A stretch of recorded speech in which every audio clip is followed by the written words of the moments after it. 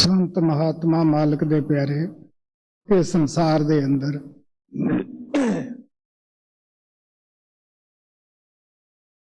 ना तो कोई समाज चलाउण वास्ते आउंदे है, ना पहला बनिया हुई कोई समाजा तोड़ते हैं, ना कोई नवी बनाउंदे है। ना संत महात्मा अपनी मर्जी नाल इस संसार विच ही आउंदे है। वो परमात्मा के हुक्म विच आउंदे है, परमात्मा के भेजे हुए आउंदे है और उहदे हुक्म नाल ही वो शब्द नाम दे नाल जीवन जोड़ते हैं। कोई भी महात्मा साडे अंदर कोई डंडे दे के लड़ाउण वास्ते नहीं आउंदे गे। सब महात्मा सानू बेशक कोई 2 युग पहला होया, कोई 1400 साल 1500 साल पहला होया है। हर एक महात्मा सानू यही दसदा गया कि वो परमात्मा एक है। ਉਹਦੇ मिलन का जो साधन और तरीका है वो भी एक है। और ये भी महात्मा दसते हैं कि जिस परमात्मा के सानू खोज है वो साडे सब दे शरीर दे अंदर है, देह और वजूद दे अंदर है। बाहरों ना तो कदे किसी ने मिलिया है, अज तक ना वो मिल ही सकता है। सो ग्रंथां पोथियां दा उदाहरण देने का महात्मा का इतना ही मकसद हुंदा है कि असी दुनिया के जीव आम तौर के उत्ते जब भी वो संत महात्मा संसार विच आउंदे है उन्हां नूं समझण की कोशिश नहीं करते, उन्हां तो फायदा उठाउण की कोशिश नहीं करते गे, बल्कि आम तौर के उत्ते असी टेक बन लेने हैं। सप लंघ जाता है, लकीर नूं कुटदे रहने हैं। लेकिन जब महात्मा आउंदे है, जो पहली महात्मा कोई तलीम दे जाता है शब्द नाम की, दूसरा महात्मा आउंदा है उसनूं ताजा कर जाता है। उदाहरण साडे सामने महाराज सावण सिंह दी है कि किस तरह पंजाब दे अंदर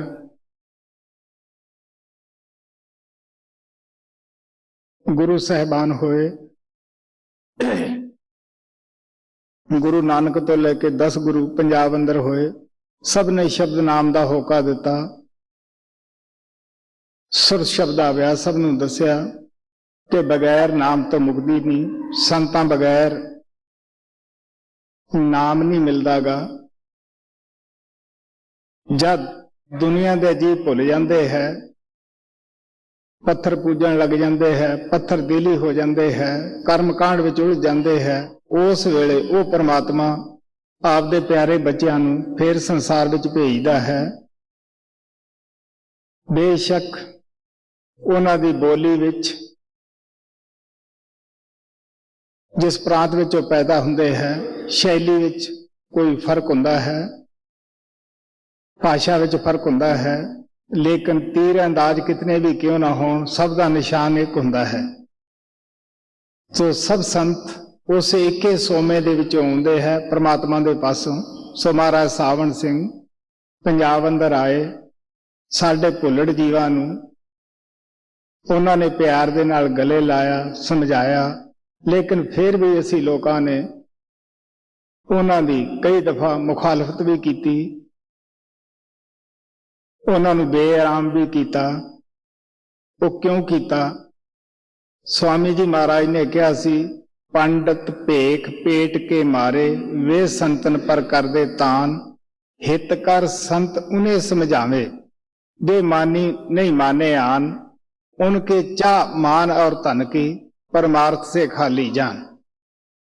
पंडित है, पुजारी है, भाई है, पादरी है, मुल्ला है, सारे एक ही श्रेणी विच ही आ जाते हैं। जब महात्मा आके सत्संग अपना शुरू करते हैं, चालू करते हैं, नामदान देना शुरू करते हैं, इन्हां लोकां दे अंदर खलबली पैदा हुंदी है, क्योंकि दुकानदारी जो चलाई हुंदी है उस विच फर्क पैंदा है।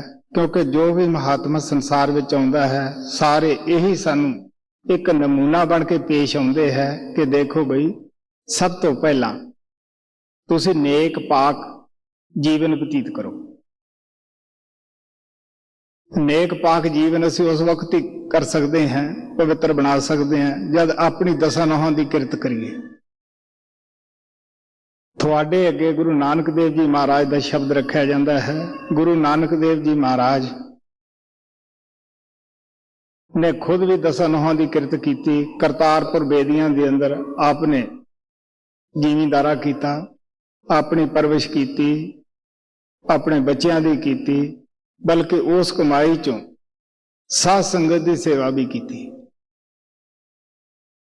तो आप कहते हैं गुरु पीर सदाए मंगण जाए, ताके मूल न लगी पाए, काल खाए कुछ हथों दे, नानकरा पछाणे से। सो सारे महात्मा सानू इस दे मतलब समझाते गए, सच्चाई साडे सामने पेश करते गए। वो सच्चाई की हुंदी है कि असी इस संसार दे अंदर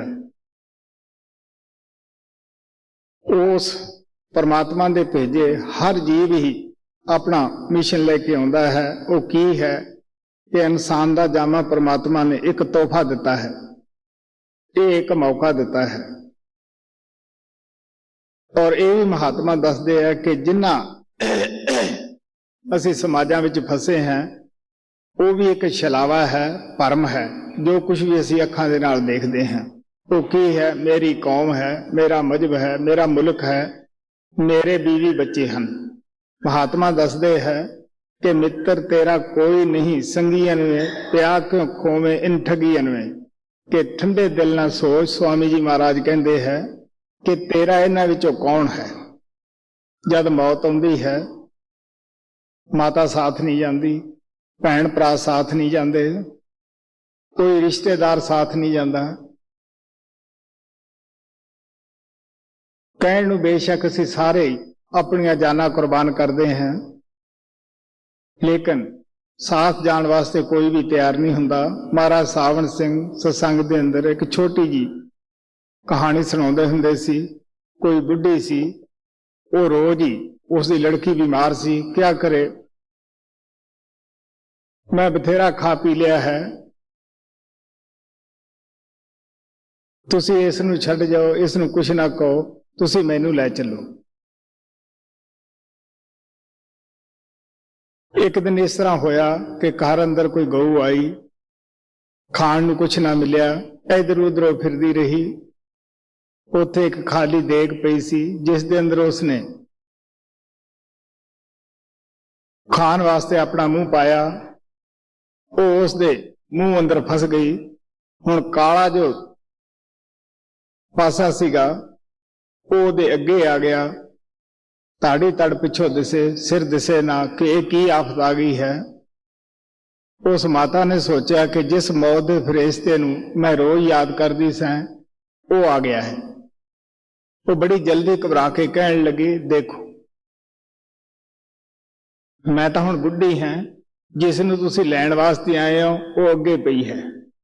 तो महाराज जी बड़े हसदे हुंदे कि असीं बाहरों तां गल्लां सारे ही करते हैं, मिठियां करते हैं, प्यारियां करते हैं, एक दूसरे ते जान कुर्बान करते हैं, लेकिन साथ जान वास्ते असीं तैयार नहीं होंगे। सो गुरु नानक देव जी महाराज सानू दसदे है कि साडे साथ कौन जाता है, जिन्हां ने सानू नाम दिता है। गुरु साहब कहते हैं, सज्जन से ही आखिए जो चलदियां नाल चलन, जिथे लेखा मंगीए तिथे खड़े दसन। कौन सज्जन है, कौन साडे साथ जाता है, जिहड़ा औखे वक्त काम आ जाए, जिथे सानू भीड़ बने, जिहड़ा साडे उत्ते अपना आप कुर्बान कर देवे। तो महात्मा दसदे है कि अपना आप कुर्बान कौन करेगा भाई, जिन्हों साडे नाल प्यार होएगा, जिन्हों साडी आत्मा नाल प्यार होएगा। संत सतगुरु इस संसार दे अंदर भी साडी मुनासिब मदद करते हैं, देखभाल करते हैं। गुरु और सेवक दे अंदर ऐसे वाकयात हुंदे रहिंदे हैं कि किस तरह मदद करते हैं, लेकिन अंदर जाके भी मदद करते हैं। वो उन्ना चिकर साडी आत्मा का साथ नहीं छड़ देगे जब तक वो तुर धाम ना पहुंचा देन। यही उन्हां दी ड्यूटी हुंदी है, यही उन्हां दा प्यार हुंदा है। जिथे औखे और करड़े कर्म ਸਾਡੇ ਭੁਗਤਾਉਣ ਵਾਲੇ ਹੁੰਦੇ ਹੈ, ਉਹਨਾਂ ਕਰਮਾਂ ਨੂੰ ਭੁਗਤਾਉਣ ਵਿੱਚ ਵੀ ਉਹ ਸਾਡੀ ਮਦਦ ਕਰਦਾ ਹੈ। ਸੋ ਉਹ ਸਾਡੇ ਸੱਜਣ ਹੈ, ਉਹ ਸਾਡੇ ਮਿੱਤਰ ਹਨ, ਜੋ ਸਾਡੇ ਔਖੇ ਵਕਤ ਦੇ ਵਿੱਚ ਕੰਮ ਆਉਂਦੇ ਹੈ। ਸੋ ਗੁਰੂ ਨਾਨਕ ਦੇਵ ਜੀ ਮਹਾਰਾਜ ਦਾ ਛੋਟਾ ਜਿਹਾ ਸ਼ਬਦ ਤੁਹਾਡੇ ਅੱਗੇ ਰੱਖਿਆ ਜਾਂਦਾ ਹੈ, ਗੌਰ ਨਾਲ ਸੁਣਨ ਵਾਲਾ ਹੈ। ਮਾਰੂ ਮਹਲਾ ਪਹਿਲਾ ਪੰਨਾ 1015। ਨਾ ਪੈਣਾ ਪਰ ਜਾਈਆਂ, ਨਾ ਸੇ ਸੜੀਆਂ, ਨਾ ਪੈਣਾ ਪਰ ਜਾਈਆਂ, ਨਾ ਸੇ ਸੜੀਆਂ, ਸੱਚਾ ਸਾਕ ਨਾ ਟੁੱਟਈ, ਗੁਰ ਮੇਲੇ ਸਹੀਆਂ। ਜਦ ਕੋਈ ਵੀ ਆਤਮਾ ਸੰਸਾਰ ਵਿੱਚ ਜਨਮ ਲੈਂਦੀ ਹੈ, ਉਹਨੂੰ ਨਹੀਂ ਪਤਾ ਕਿ ਮੇਰਾ ਇਸ ਸੰਸਾਰ ਅੰਦਰ ਕੀ ਰਿਸ਼ਤਾ ਹੈ। ਸਾਨੂੰ ਇਹ ਜਾਣਕਾਰੀ ਉਦੋਂ ਉਸਤਾਦ ਦਾ ਕੰਮ ਸਾਡੀ ਮਾਤਾ ਕਰਦੀ ਹੈ, ਪਿਤਾ ਕਰਦਾ ਹੈ। ਉਹ ਸਾਨੂੰ ਦੱਸਦੇ ਹੈ ਕਿ ਇਹ ਤੇਰੀ ਭੈਣ ਹੈ, ਇਹ ਤੇਰਾ ਭਾਈ ਹੈ। ਬੜੇ ਹੋ ਜਾਂਦੇ ਹੈ, ਸ਼ਾਦੀ ਹੋ ਜਾਂਦੀ ਹੈ, ਬੀਵੀ ਦੀ ਮਾਤਾ ਨੂੰ ਸੱਸ ਕਹਿੰਦੇ ਹੈ। ਇਸੇ ਤਰ੍ਹਾਂ ਗੁਰੂ ਨਾਨਕ ਦੇਵ ਜੀ ਮਹਾਰਾਜ ਕਹਿੰਦੇ ਹੈ, ਅਸੀਂ ਸਾਰੀ ਜ਼ਿੰਦਗੀ ਇਹਨਾਂ ਨੂੰ ਆਪਣੇ ਆਪਣੇ ਕਹਿੰਦੇ ਆ ਕਿ ਮੇਰੀ ਭੈਣ ਹੈ, ਮੇਰਾ ਭਾਈ ਹੈ, ਮੇਰੀ ਸੱਸ ਹੈ, ਮੇਰੀ ਭਰਜਾਈ ਹੈ। ਕਹਿਣ ਲੱਗੇ ਇਹਨਾਂ ਵਿੱਚੋਂ ਕਿਸ ਨੇ ਤੁਹਾਡਾ ਸਾਥ ਦੇਣਾ ਹੈ।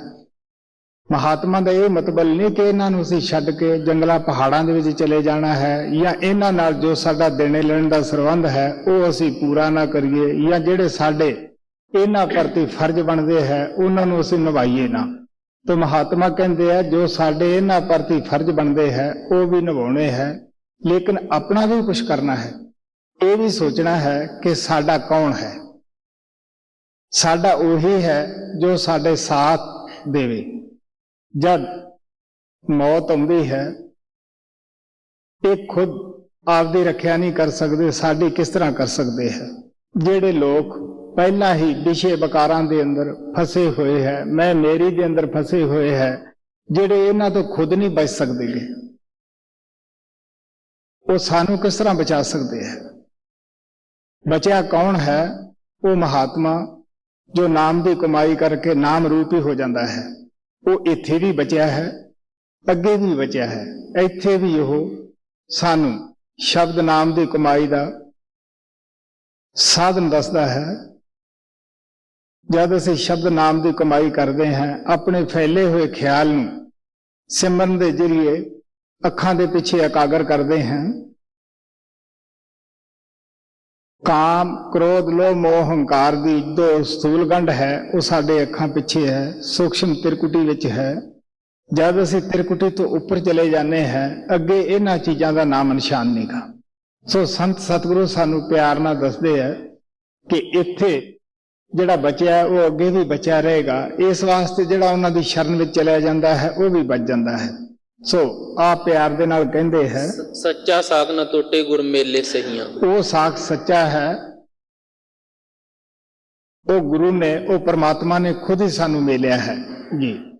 सच्चा साख न टोटई गुर मेले सहियां। बलिहारी गुर आपने सद बलिहारे जाऊं। गुर बिन एता पावत की गुर पिल मेलम दितम मिलाए। हुण आप प्यार ना कहंदे मैं अपने गुरुआं तो बलिहार जाना है। क्यों बलिहार जाना है? कि मैं जन्मा जन्मांतरां तो पता ही नहीं गा कितनी ਵਾਰੀ ਪਤਨੀ ਬਣਿਆ, ਕਿਤਨੇ ਵਾਰੀ ਕਿਸੇ ਦਾ ਪਤੀ ਬਣਿਆ, ਕਿਤਨੀ ਦਫਾ ਕਿਸੇ ਦਾ ਬੇਟਾ ਬਣਿਆ, ਕਿੰਨੀ ਦਫਾ ਬਾਪ ਬਣਿਆ। ਪਤਾ ਨਹੀਂ ਕਿਸ ਕਿਸ ਜਾਤੀਆਂ ਦੀ ਅਸੀਂ ਰਾਖੀ ਕਰਦੇ ਗਏ, ਕਿੰਨੀਆਂ ਦੀ ਗਾਹਾਂ ਨੂੰ ਕਰਨੀਆਂ ਸੀਗੀਆਂ। ਔਰ ਇਸ ਵਾਸਤੇ ਆ ਪਿਆਰ ਨਾਲ ਕਹਿੰਦੇ ਹੈ ਕਿ ਸਤਿਗੁਰੂ ਦੇ ਬਲਿਹਾਰ ਜਾਣਾ ਹੈ, ਮੈਨੂੰ ਉਸ ਮੌਤ ਪਦੈਸ਼ ਤੋਂ ਬਚਣ ਦਾ ਉਪਾਅ ਦੱਸਿਆ, ਸਾਧਨ ਦੱਸਿਆ। ਮੇਰਾ ਸਾਧਨ ਹੀ ਨਹੀਂ ਦੱਸਿਆਗਾ, ਬਲਕਿ ਸਾਥ ਹੋ ਕੇ ਮੈਨੂੰ ਬਚਾ ਵੀ ਦਿੱਤਾ। ਸੋ ਇਸ ਵਾਸਤੇ ਆ ਪਿਆਰ ਨਾਲ ਕਹਿੰਦੇ ਹੈ, ਬਲਿਹਾਰੀ ਗੁਰੂ ਆਪਣੇ ਦਿਵਹਾੜੀ ਸਦਵਾਰ, ਜਿਨ ਮਾਨਸ ਤੇ ਦੇਵਤੇ ਕੀਏ ਕਰਤ ਨ ਲਾਗੇ ਵਾਰ। ਮੈਂ ਆਪਣੇ ਗੁਰੂਆਂ ਤੋਂ ਬਲਿਹਾਰ ਜਾਣਾ ਹੈ, ਕੁਰਬਾਨ ਜਾਣਾ ਹੈ। ਪਹਿਲਾਂ ਸਾਡੀ ਰਕਸ਼ਿਸ਼ ਬੁੱਧੀ ਸੀ ਔਰ ਉਸਨੇ ਨਾਮ ਦੇ ਕੇ ਸਾਡੀ ਦੇਵਤਾ ਬੁੱਧੀ ਪੈਦਾ ਕਰ ਦਿੱਤੀ ਹੈ ਜੀ। ਗੁਰ ਬਿਨ ਏਤਾ ਪਾਵਤ ਕੀ, ਗੁਰ ਪਿਰ ਮਿਲਮ ਤਿਤਮ ਮਿਲਾਏ। ਫੂਫੀ ਨਾਨੀ ਮਾਸੀਆਂ, ਦੇਰ ਜਠਾੜਨੀਆਂ। ਆਵਣ ਵੰਜਨ ਨਾ ਰਹਿਨ,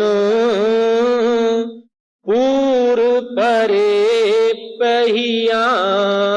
ਹੁਣ ਗੁਰੂ ਨਾਨਕ ਦੇਵ ਜੀ ਮਹਾਰਾਜ ਪਿਆਰ ਨਾਲ ਸਮਝਾਉਂਦੇ ਹੈ, ਸਾਡੇ ਦੁਨੀਆ ਦੇ ਰਿਸ਼ਤੇਦਾਰੀਆਂ ਦੇ ਮੁਤਲਕ ਦੱਸਦੇ ਹੈ। ਨਾ ਕੋਈ ਫੁੱਫੀ ਹੈ, ਨਾ ਕੋਈ ਮਾਸੀ ਹੈ, ਨਾ ਕੋਈ ਚਾਚੀ ਹੈ। ਇੱਥੇ ਦੁਨੀਆ ਦੇ ਪੂਰਾਂ ਦੇ ਪੂਰ ਆਉਂਦੇ ਹੈ, ਪੂਰਾਂ ਦੇ ਪੂਰ ਚਲੇ ਜਾਂਦੇ ਹੈ। ਬੇੜੀ ਭਰੀ ਆਉਂਦੀ ਹੈ ਔਰ ਅੱਗੇ ਖਾਲੀ ਹੋਈ ਜਾਂਦੀ ਹੈ। ਇੱਕ ਪਾਸੇ ਦੁਨੀਆ ਇਕੱਠੀ ਹੋ ਜਾਂਦੀ ਹੈ, ਦੂਜੇ ਪਾਸੇ ਆ ਜਾਂਦੀ ਹੈ। ਮਹਾਰਾਜ ਜੀ ਕਹਿੰਦੇ ਹੁੰਦੇ ਸੀਗੇ ਕਿ ਕਰਮਾਂ ਦੀ ਲਹਿਰ ਉੱਠਦੀ ਹੈ। ਅਸੀਂ ਦੂਰੋਂ ਨੇੜਿਓਂ ਕੋਈ ਭੈਣ ਬਣਦਾ, ਕੋਈ ਭਰਾ ਬਣਦਾ, ਕੋਈ ਆ ਕੇ ਪਤਨੀ ਬਣਦੀ ਹੈ, ਕੋਈ ਪਤੀ ਬਣਦਾ ਹੈ। ਸਭ ਇਕੱਠੇ ਹੋ ਜਾਂਦੇ ਇੱਕ ਪਰਿਵਾਰ ਦੀ ਤਰ੍ਹਾਂ। ਲੇਕਿਨ ਦੂਸਰੇ ਕਰਮਾਂ ਦੀ ਲਹਿਰ ਉੱਠਦੀ ਹੈ। ਇਹ ਵੀ ਕਹਿ ਸਕਦੇ ਹਾਂ ਕਿ ਸਾਡਾ ਦੇਣਾ ਲੈਣਾ ਜਦ ਖਤਮ ਹੋ ਜਾਂਦਾ ਹੈ, ਅਸੀਂ ਆਪੋ ਆਪਣੇ ਰਸਤਿਆਂ ਨੂੰ ਪੈ ਜਾਂਦੇ ਹਾਂ। ਸੋ ਇਸ ਵਾਸਤੇ ਗੁਰੂ ਨਾਨਕ ਦੇਵ ਜੀ ਮਹਾਰਾਜ ਕਹਿੰਦੇ ਇੱਥੇ ਪੂਰਾਂ ਦੇ ਪੂਰ ਆਏ ਹੈ, ਪੂਰਾਂ ਦੇ ਪੂਰ ਚਲੇ ਜਾਣੇ ਹੈ। ਜੇ ਪਹਿਲੇ ਸਾਡੇ ਮਾਤਾ ਪਿਤਾ ਜੋ ਬਣੇ ਸਾਡੇ ਯਾਦ ਨਹੀਂ ਗਏ, ਅੱਜ ਵਾਲੇ ਕਿਸ ਤਰ੍ਹਾਂ ਯਾਦ ਰਹਿਣਗੇ। ਸੋ ਇਸ ਵਾਸਤੇ ਕਬੀਰ ਸਾਹਿਬ ਕਹਿੰਦੇ ਐਸੇ ਘਰ ਹਮ ਬਹੁਤ ਵਸਾਏ, ਜਬ ਹਮ ਰਾਮ ਗਰਭ ਹੋਏ ਆਏ।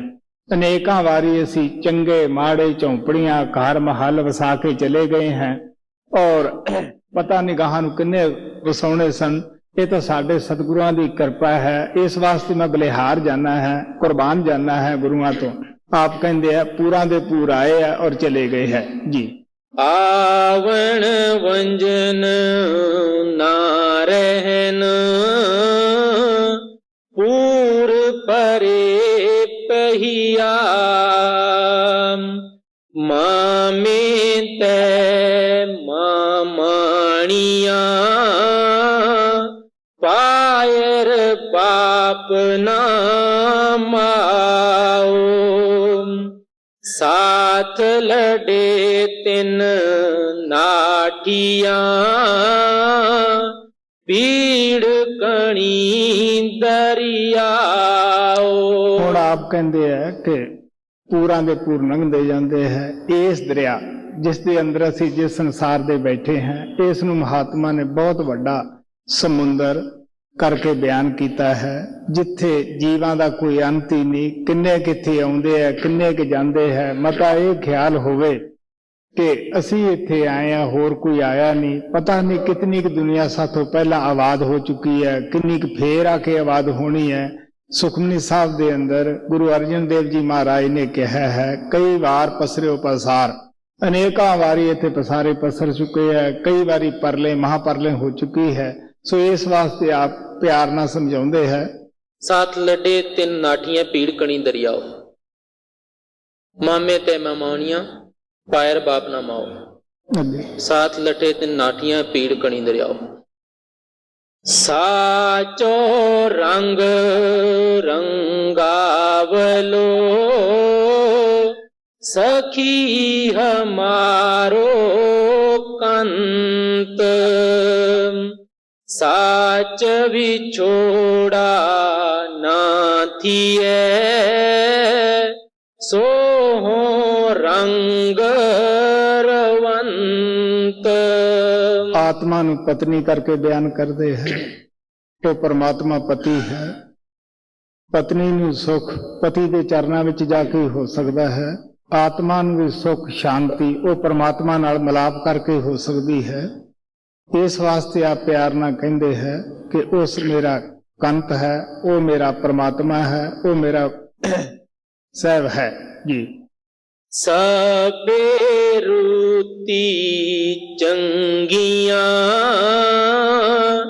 ਜਿਤ ਸਚੇ ਸਿਉ ਨੇਹੋ। ਸਾਤਨ ਕੰਤ ਪਛਾਣਿਆ ਸੁਖ ਸੋਤੀ ਨਿਸੜੇ ਹੋ। ਹੁਣ ਆਪ ਪਿਆਰ ਨਾਲ ਕਹਿੰਦੇ ਹੈ ਉਹੀ ਰੁੱਤ ਸੁਹਾਵੀ ਹੈ, ਉਹੀ ਦਿਨ ਸੁਹਾਵਾ ਹੈ, ਉਹੀ ਮਿੰਟ ਸਕਿੰਟ ਸੁਹਾਵਾ ਹੈ ਜਦੋਂ ਪਰਮਾਤਮਾ ਦੇ ਨਾਲ ਮਿਲਾਪ ਹੋ ਜਾਂਦਾ ਹੈ। ਪਰਮਾਤਮਾ ਦੇ ਨਾਲ ਮਿਲਾਪ ਹੋ ਜਾਂਦਾ ਹੈ, ਆਤਮਾ ਆਪਣੇ ਘਰ ਪਹੁੰਚ ਜਾਂਦੀ ਹੈ ਜੀ। ਪਤਣ ਕੂਕੇ ਪਾਤਣੀ ਵੰਜੋ ਤਰਕ ਵਿਲਾੜ। ਪਾਰ ਪਵੰਦੜੇ ਡੇਠ ਮੈਂ ਸਤ ਗੁਰ ਬੋਹਿਤ ਚਾੜ। ਹੁਣ ਗੁਰੂ ਨਾਨਕ ਦੇਵ ਜੀ ਮਹਾਰਾਜ ਕਹਿੰਦੇ ਹੈ ਜਿਸ ਤਰ੍ਹਾਂ ਦਰਿਆ ਦੇ ਕਿਨਾਰੇ ਦੇ ਉੱਤੇ ਆ ਕੇ ਮਲਾਹ ਆਪਣਾ ਬੇੜਾ ਲਿਆਉਂਦਾ ਹੈ, ਆਵਾਜ਼ਾਂ ਮਾਰਦਾ ਹੈ ਕਿ ਆਓ ਬਈ ਜਿਨ੍ਹਾਂ ਨੇ ਪਾਰ ਜਾਣਾ ਹੈ ਉਹ ਮੇਰੇ ਬੇੜੇ ਵਿੱਚ ਸਵਾਰ ਹੋ ਜਾਓ। ਜੋ ਲੋਕ ਉਸ ਦੇ ਬੇੜੇ ਅੰਦਰ ਸਵਾਰ ਹੋ ਜਾਂਦੇ ਹੈ ਉਹ ਪਾਰ ਆਰਾਮ ਨਾਲ ਸਮੁੰਦਰ ਦੀਆਂ ਦਰਿਆ ਦੀਆਂ ਲਹਿਰਾਂ ਤੋਂ ਬਚ ਕੇ ਲੰਘ ਜਾਂਦੇ ਹੈ। ਇਸੇ ਤਰ੍ਹਾਂ ਉਹ ਸੰਤ ਮਹਾਤਮਾ ਮਾਲਕ ਦੇ ਪਿਆਰੇ ਆਪਣਾ ਨਾਮ ਦਾ ਜਹਾਜ਼, ਨਾਮ ਦਾ ਬੇੜਾ ਲੈ ਕੇ ਸੰਸਾਰ ਵਿੱਚ ਆਉਂਦੇ ਹੈ। ਉਹ ਵੀ ਆ ਕੇ ਸੰਸਾਰ ਦੇ ਵਿੱਚ ਹੋਕਾ ਲਾਉਂਦੇ ਹੈ। ਆਹ ਸਤਸੰਗ ਜੋ ਹੈ ਇਹ ਉਹ ਆਤਮਾ ਨੂੰ ਹੋਕਾ ਦੇਣੀ ਹੈ ਕਿ ਆਓ ਪਿਆਰਿਓ, ਇਹ ਜਿਹੜਾ ਸੰਸਾਰ ਸਮੁੰਦਰ ਤੁਸੀਂ ਦੇਖ ਰਹੇ ਹੋ ਜਿਹਦੇ ਨਾ ਉਰਲੇ ਕਿਨਾਰੇ ਦਾ ਪਤਾ ਹੈ ਨਾ ਪਰਲੇ ਕਿਨਾਰੇ ਦਾ ਪਤਾ ਹੈ, ਆਪ ਪਿਆਰ ਨਾਲ ਕਹਿੰਦੇ ਹੈ ਇਹਦੇ ਅੰਦਰ ਵੀ ਬੜੀਆਂ ਭਿਆਨਕ ਲਹਿਰਾਂ, ਕਿਧਰੇ ਕਾਮ ਦੀ ਲਹਿਰ ਹੈ, ਕਿਧਰੇ ਕ੍ਰੋਧ ਦੀ ਲਹਿਰ ਹੈ, ਕਿਧਰੇ ਮੋਹ ਹੰਕਾਰ ਦੀ ਲਹਿਰ ਹੈ ਅਤੇ ਮੈਂ ਮੇਰੀ ਦੀ ਲਹਿਰ ਉੱਠ ਰਹੀ ਹੈ। ਇਸ ਵਾਸਤੇ ਆਪ ਪਿਆਰ ਨਾਲ ਕਹਿੰਦੇ ਹੈ ਕਿ ਜਿਨ੍ਹਾਂ ਨੇ ਵੀ ਬਚਣਾ ਹੈ ਆਓ ਮੇਰੇ ਨਾਮ ਦੇ ਜਹਾਜ਼ ਵਿੱਚ ਤੁਸੀਂ ਸਵਾਰ ਹੋ ਜਾਓ। ਤਾਂ ਗੁਰੂ ਨਾਨਕ ਦੇਵ ਜੀ ਮਹਾਰਾਜ ਕਹਿੰਦੇ ਹੈ ਕਿ ਮੈਂ ਤੁਹਾਨੂੰ ਸੁਣੀ ਸੁਣਾਈ ਗੱਲ ਨਹੀਂ ਕਹਿੰਦਾਗਾ ਕਿ ਸ਼ਾਇਦ ਜੈਸਾ ਕਿ ਸਾਡੇ ਸਮਾਜਿਕ ਲੋਕ ਕਹਿੰਦੇ ਹੈ ਕਿ ਤੁਸੀਂ ਪੁੰਨ ਦਾਨ ਕਰੋ, ਜਪ ਤਪ ਕਰੋ, ਪੂਜਾ ਪਾਠ ਕਰੋ, ਤੁਹਾਨੂੰ ਪਰਮਾਤਮਾ ਜਾਂ ਸਵਰਗ ਅਗਲੇ ਜਨਮ ਵਿੱਚ ਮਿਲਣਗੇ। ਲੇਕਿਨ ਸੰਤ ਮਤ ਦੇ ਅੰਦਰ ਇਹੀ ਫਰਕ ਹੈ, ਸੰਤ ਮਰਿਆਂ ਪਿੱਛੋਂ ਜਾਂ ਦੂਸਰੇ ਜਨਮ ਦਾ ਲਾਰਾ ਨਹੀਂ ਲਾਉਂਦੇਗੇ। ਉਹ ਤਾਂ ਸਾਨੂੰ ਇਹ ਕਹਿੰਦੇ ਹੈ ਮੂਏ ਹੋਏ ਜੇ ਮੁਕਤ ਜਿਉਂਗੇ ਮੁਕਤ ਨਾ ਹੋਏ ਖੋਇਲਾ। ਭਗਤ ਨਾਮਦੇਵ ਜੀ ਨੇ ਬੜੇ ਪਿਆਰ ਨਾਲ ਕਿਹਾ ਕਿ ਜੇ ਮਰਿਆਂ ਪਿੱਛੋਂ ਮੁਕਤੀ ਦਿਓਗੇ ਮੈਨੂੰ ਕੀ ਇਲਮ ਹੋਏਗਾ ਕਿ ਮੈਂ ਮੁਕਤ ਹੋ ਗਿਆ ਹਾਂ। ਇਹ ਸੰਤ ਮਤ ਦੇ ਅੰਦਰ ਵੱਡੀ ਖੂਬੀ ਹੁੰਦੀ ਹੈ। ਉਹ ਕਹਿੰਦੇ ਜੋ ਕੁਛ ਕਰਨਾ ਸੋ ਅੱਭੀ ਕਰਨਾ, ਅੱਗੇ ਦਾ ਨਾ ਭਰੋਸਾ ਧਰਨਾ। ਸੋ ਮਹਾਤਮਾ ਸਾਨੂੰ ਪਿਆਰ ਨਾਲ ਕਹਿੰਦੇ ਹੈ ਕਿ ਬਈ ਜੇ ਨੇਕ ਪਾਕ ਜੀਵਨ ਬਣਾਉਣਾ ਹੈ ਤਾਂ ਹੁਣ ਹੀ ਬਣਾਉਣਾ ਹੈ, ਮਹਾਤਮਾ ਬਣਨਾ ਤਾਂ ਇਸੇ ਜਨਮ ਵਿੱਚ ਹੀ ਬਣਨਾ ਹੈ। ਉਹ ਤਾਂ ਬਹੁਤ ਲੋਕ ਭੁੱਲੜ ਹੈ ਜਿਹੜੇ ਇਹ ਸੋਚਦੇ ਹੈ ਕਿ ਸ਼ਾਇਦ ਅਸੀਂ ਅਗਲੇ ਜਨਮ ਜਾ ਕੇ ਮਹਾਤਮਾ ਬਣਾਂਗੇ ਜਾਂ ਨੇਕ ਪਾਕ ਆਦਮੀ ਬਣਾਂਗੇ। ਉਹ ਭੁੱਲ ਦੇ ਵਿੱਚ ਹੈ। ਜਿਹੜਾ ਇੱਥੇ ਚੋਰ ਹੈ ਉਹ ਅੱਗੇ ਵੀ ਜਾ ਕੇ ਚੋਰ ਹੀ ਬਣੇਗਾ। ਸੋ ਇਸ ਵਾਸਤੇ ਆਪ ਪਿਆਰ ਨਾਲ ਕਹਿੰਦੇ ਹੈ ਇੱਕ ਕਿਸ ਤਰ੍ਹਾਂ ਹੈ, ਕੌਣ ਹੈ ਸਾਥੋਂ ਇੱਥੋਂ ਡਿਗਰੀ ਲੈ ਕੇ ਜਿਹੜਾ ਉੱਥੇ ਭੇਜ ਦੇਵੇਗਾ। ਸੋ ਇਹ ਤਾਂ ਸਾਨੂੰ ਇੱਕ ਧੋਖੇ ਹੈ ਆਮ ਤੌਰ ਦੇ ਉੱਤੇ, ਬਈ ਇੱਥੇ ਤੁਸੀਂ ਜੋ ਕੁਛ ਕਰਦੇ ਹੋ ਤੁਹਾਨੂੰ ਅੱਗੇ ਜਾ ਕੇ ਮਿਲੇਗਾ। ਸੰਤ ਮਹਾਤਮਾ ਪਿਆਰ ਨਾਲ ਕਹਿੰਦੇ ਹੈ ਕਿ ਜਿਹੜੇ ਬੁਰੇ ਕਰਮਾਂ ਦਾ ਜਾਂ ਚੰਗੇ ਕਰਮਾਂ ਦਾ ਲੇਖਾ ਵਿਭਾਗ ਕਰਨਾ ਹੈ ਉਹ ਸ਼ਬਦ ਨਾਮ ਦੀ ਕਮਾਈ ਦੇ ਨਾਲ ਕਰਨਾ ਹੈ। ਆਪ ਪਿਆਰ ਨਾਲ ਕਹਿੰਦੇ ਆ ਤੁਸੀਂ ਦੂਸਰੇ ਜਨਮ ਦਾ ਕਿਉਂ ਅੰਦਾਜ਼ਾ ਲਾਈ ਬੈਠੇ ਹੋ, ਆਸਾਂ ਲਾਈ ਬੈਠੇ ਹੋ, ਤੁਸੀਂ ਇਸੇ ਜਨਮ ਵਿੱਚ ਕਿਉਂ ਨਹੀਂ ਕਰਦੇਗੇ? ਸੰਤ ਮਹਾਤਮਾ ਕਹਿੰਦੇ ਆ ਕਿ ਦੇਖੋ ਪਿਆਰਿਓ, ਅਸੀਂ ਖੁਦ ਕਰਿਆ, ਤੁਸੀਂ ਵੀ ਕਰਕੇ ਦੇਖ ਸਕਦੇ ਹੋ। ਮਹਾਰਾਜ ਕਿਰਪਾਲ ਕਹਿੰਦੇ ਹੁੰਦੇ ਸੀ, ਜੋ ਇੱਕ ਆਦਮੀ ਕੰਮ ਕਰ ਸਕਦਾ ਉਹਨੂੰ ਦੂਸਰਾ ਵੀ ਕਰ ਸਕਦਾ ਹੈ। ਸੰਤ ਮਹਾਤਮਾ ਇਹ ਨਹੀਂ ਕਹਿੰਦੇ ਕਿ ਅਸੀਂ ਕਰਿਆ ਬਈ ਤੁਸੀਂ ਨਹੀਂ ਕਰ ਸਕਦੇਗੇ, ਨਹੀਂ।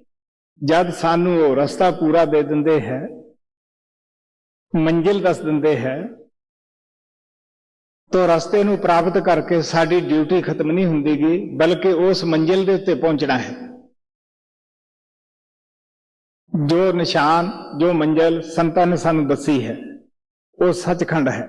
ਸੋ ਇਸ ਵਾਸਤੇ ਆ ਪਿਆਰ ਨਾਲ ਕਹਿੰਦੇ ਹੈ ਕਿ ਮੈਂ ਅੱਖਾਂ ਨਾਲ ਦੇਖੇ ਹੈ, ਜੋ ਸਤਿਗੁਰੂ ਦੇ ਨਾਮ ਦੇ ਜਹਾਜ਼ ਵਿੱਚ ਬੇੜੇ 'ਚ ਬੈਠ ਜਾਂਦੇ ਹੈ, ਉਹ ਪਾਰ ਹੋ ਜਾਂਦੇ ਹੈ। ਉਹ ਜਹਾਜ਼ ਦਾ ਮਲਾਹ ਸਤਿਗੁਰੂ ਹੁੰਦਾ ਹੈ। ਸੋ ਐਸਾ ਬੇੜਾ ਸਮੇਂ ਸਮੇਂ ਸਿਰ ਬਹੁਤ ਮਹਾਤਮਾ ਸੰਸਾਰ ਵਿੱਚ ਲੈ ਕੇ ਆਏ। ਪਹਿਲਾਂ ਵੀ ਉਹ ਮਹਾਤਮਾ ਆਏ, ਅੱਜ ਵੀ ਉਹ ਪ੍ਰਮਾਤਮਾ ਨੇ ਭੇਜੇ, ਅਗਾਂਹ ਨੂੰ ਵੀ ਉਹਨਾਂ ਦਾ ਕੋਈ ਰਸਤਾ ਬੰਦ ਨਹੀਂ ਹੋਣਾਗਾ। ਸੋ ਇਸ ਵਾਸਤੇ ਆ ਪਿਆਰ ਨਾਲ ਕਹਿੰਦੇ ਹੈ ਕਿ ਮੈਂ ਜੋ ਕੁਝ ਤੁਹਾਨੂੰ ਕਹਿਣਾ ਹੈ, ਇਹ ਸੁਣੀਆਂ ਸੁਣਾਈਆਂ ਨਹੀਂ ਕਹਿੰਦਾਗਾ, ਮੈਂ ਖੁਦ ਦੇਖੇ ਹੈ ਕਿ ਨਾਮ ਦੇ ਜਹਾਜ਼ ਤੇ ਚੜ੍ਹ ਕੇ ਜੀਵ ਉਸ ਮਾਲਕ ਨੂੰ ਮਿਲ ਚੁੱਕੇ ਹੈ ਜੀ। ਇੱਕ ਨੀਲ ਦਿਆਂ ਇੱਕ ਲੱਦ ਗਏ, ਇੱਕ ਪਾਰੇ ਪਰ ਨਾਲ, ਜਿਨੀ ਸੱਚ ਵਣਜਿਆ ਸੇ ਸੱਚੇ ਪ੍ਰਭ ਨਾਲ। ਨਾ ਹਮ ਚੰਗੇ ਆਖੀਐ, ਬੁਰਾ ਨਾ ਦੀਸੈ ਕੋਇ। ਆ ਪਿਆਰ ਨਾਲ ਕਹਿੰਦੇ ਹੈ, ਸਾਨੂੰ ਇਹ ਹਕਾਰ ਨਹੀਂ ਕਰਨਾ ਚਾਹੀਦਾਗਾ, ਇਹ ਤੁਮਤ ਨਹੀਂ ਕਿਸੇ ਤੇ ਲਾਉਣੀ ਚਾਹੀਦੀ ਕਿ ਹਿੰਦੂ ਚੰਗੇ ਹੈ, ਮੁਸਲਮਾਨ ਮਾੜੇ ਹੈ, ਮੁਸਲਮਾਨ ਚੰਗੇ ਹੈ ਔਰ ਈਸਾਈ ਮਾੜੇ ਹੈ। ਸਭ ਜੀਵਾਂ ਨੂੰ ਉਸ ਪਰਮਾਤਮਾ ਨੇ ਬਣਾਇਆ ਹੈ, ਸਾਰਿਆਂ ਅੰਦਰ ਹੀ ਉਹ ਬੈਠਾ ਹੈ। ਹਿੰਦੂ ਵੀ ਉਸੇ ਸੋਮੇ ਦੇ ਵਿੱਚੋਂ ਪਰਮਾਤਮਾ ਦੇ ਪਾਸੋਂ ਆਏ ਆ, ਮੁਸਲਮਾਨ ਵੀ ਉਸੇ ਵਿੱਚੋਂ ਆਏ ਆ, ਸਿੱਖ ਈਸਾਈ ਵੀ ਉਸੇ ਵਿੱਚੋਂ ਆਏ ਹੈ। ਉਹ ਪਰਮਾਤਮਾ ਜਿਹੜਾ ਹੈ ਉਹ ਸਭ ਦਾ ਦਾਤਾ ਹੈ, ਸਭ ਦਾ ਬਾਦਸ਼ਾਹ ਹੈ। ਉਹ ਨਾਮ ਦੀ ਕਿਰਨ ਸਭ ਦੇ ਅੰਦਰ ਰੱਖਦਾ ਹੈ। ਤੋ ਕਬੀਰ ਸਾਹਿਬ ਕਹਿੰਦੇ ਹੈ, ਅੱਬਲ ਅਲਹਾ ਨੂਰ ਉਪਾਇਆ, ਕੁਦਰਤ ਕੇ ਸਭ ਬੰਦੇ, ਏਕ ਨੂਰ ਤੇ ਸਭ ਜਗ ਉਪਜਿਆ, ਕੌਣ ਭਲੇ ਕੋ ਮੰਦੇ। ਜਦੋਂ ਪਰਮਾਤਮਾ ਸਾਰਿਆਂ ਅੰਦਰ ਬੈਠਾ ਹੈ, ਅਸੀਂ ਕਿਸੇ ਨੂੰ ਅਗਰ ਨਫ਼ਰਤ ਕਰਦੇ ਹਾਂ, ਅਸੀਂ ਉਸ ਪਰਮਾਤਮਾ ਦੇ ਨਾਲ ਹੀ ਨਫ਼ਰਤ ਕਰਨ ਲੱਗੇ ਪਏ ਹਾਂ। ਸੋ ਗੁਰੂ ਸਾਹਿਬ ਕਹਿੰਦੇ ਹੈ, ਆਪਣੇ ਆਪ ਦੀ ਵਡਿਆਈ ਕਰਨੀ ਕਿ ਮੈਂ ਬਹੁਤ ਚੰਗਾ ਮਹਾਤਮਾ ਹੈ, ਮੇਰੇ ਵਰਗਾ ਕੌਣ ਹੈ, ਇਹ ਭੁੱਲ ਹੈ। ਗੁਰੂ ਸਾਹਿਬ ਤਾਂ ਇੱਥੋਂ ਤੱਕ ਕਹਿੰਦੇ ਹੈ, ਆਪਸ ਕੋ ਜੋ ਭਲਾ ਕਹਾਵੈ, ਤਿਸੇ ਭਲਾਈ ਨਿਕਟ ਨਾ ਆਵੈ। ਜੋ ਆਪਣੇ ਆਪ ਨੂੰ ਭਲਾ ਕਹਾਉਂਦਾ ਹੈ, ਉਹ ਤਾਂ ਨੇੜੇ ਵੀ ਭਲਾਈ ਨਹੀਂ ਆਉਂਦੀਗੀ। ਸੋ ਸੰਤ ਮਹਾਤਮਾ ਤਾਂ ਸਾਨੂੰ ਪਿਆਰ ਨਾਲ ਦੱਸਦੇ ਆ ਕਿ ਛੋਟਾ ਰਹੋ ਚਿਤ ਮੇ ਅੰਤਰ, ਸ਼ਬਦ ਮੈਂ ਤਬ ਸੁਰਤ ਗਹੀ। ਜਦੋਂ ਆਪਣੇ ਆਪ ਨੂੰ ਛੋਟਾ ਸਮਝੋ, ਮੰਦਾ ਜਾਣਾ ਆਪ ਕੋ ਅਬਰ ਭਲਾ ਸੰਸਾਰ।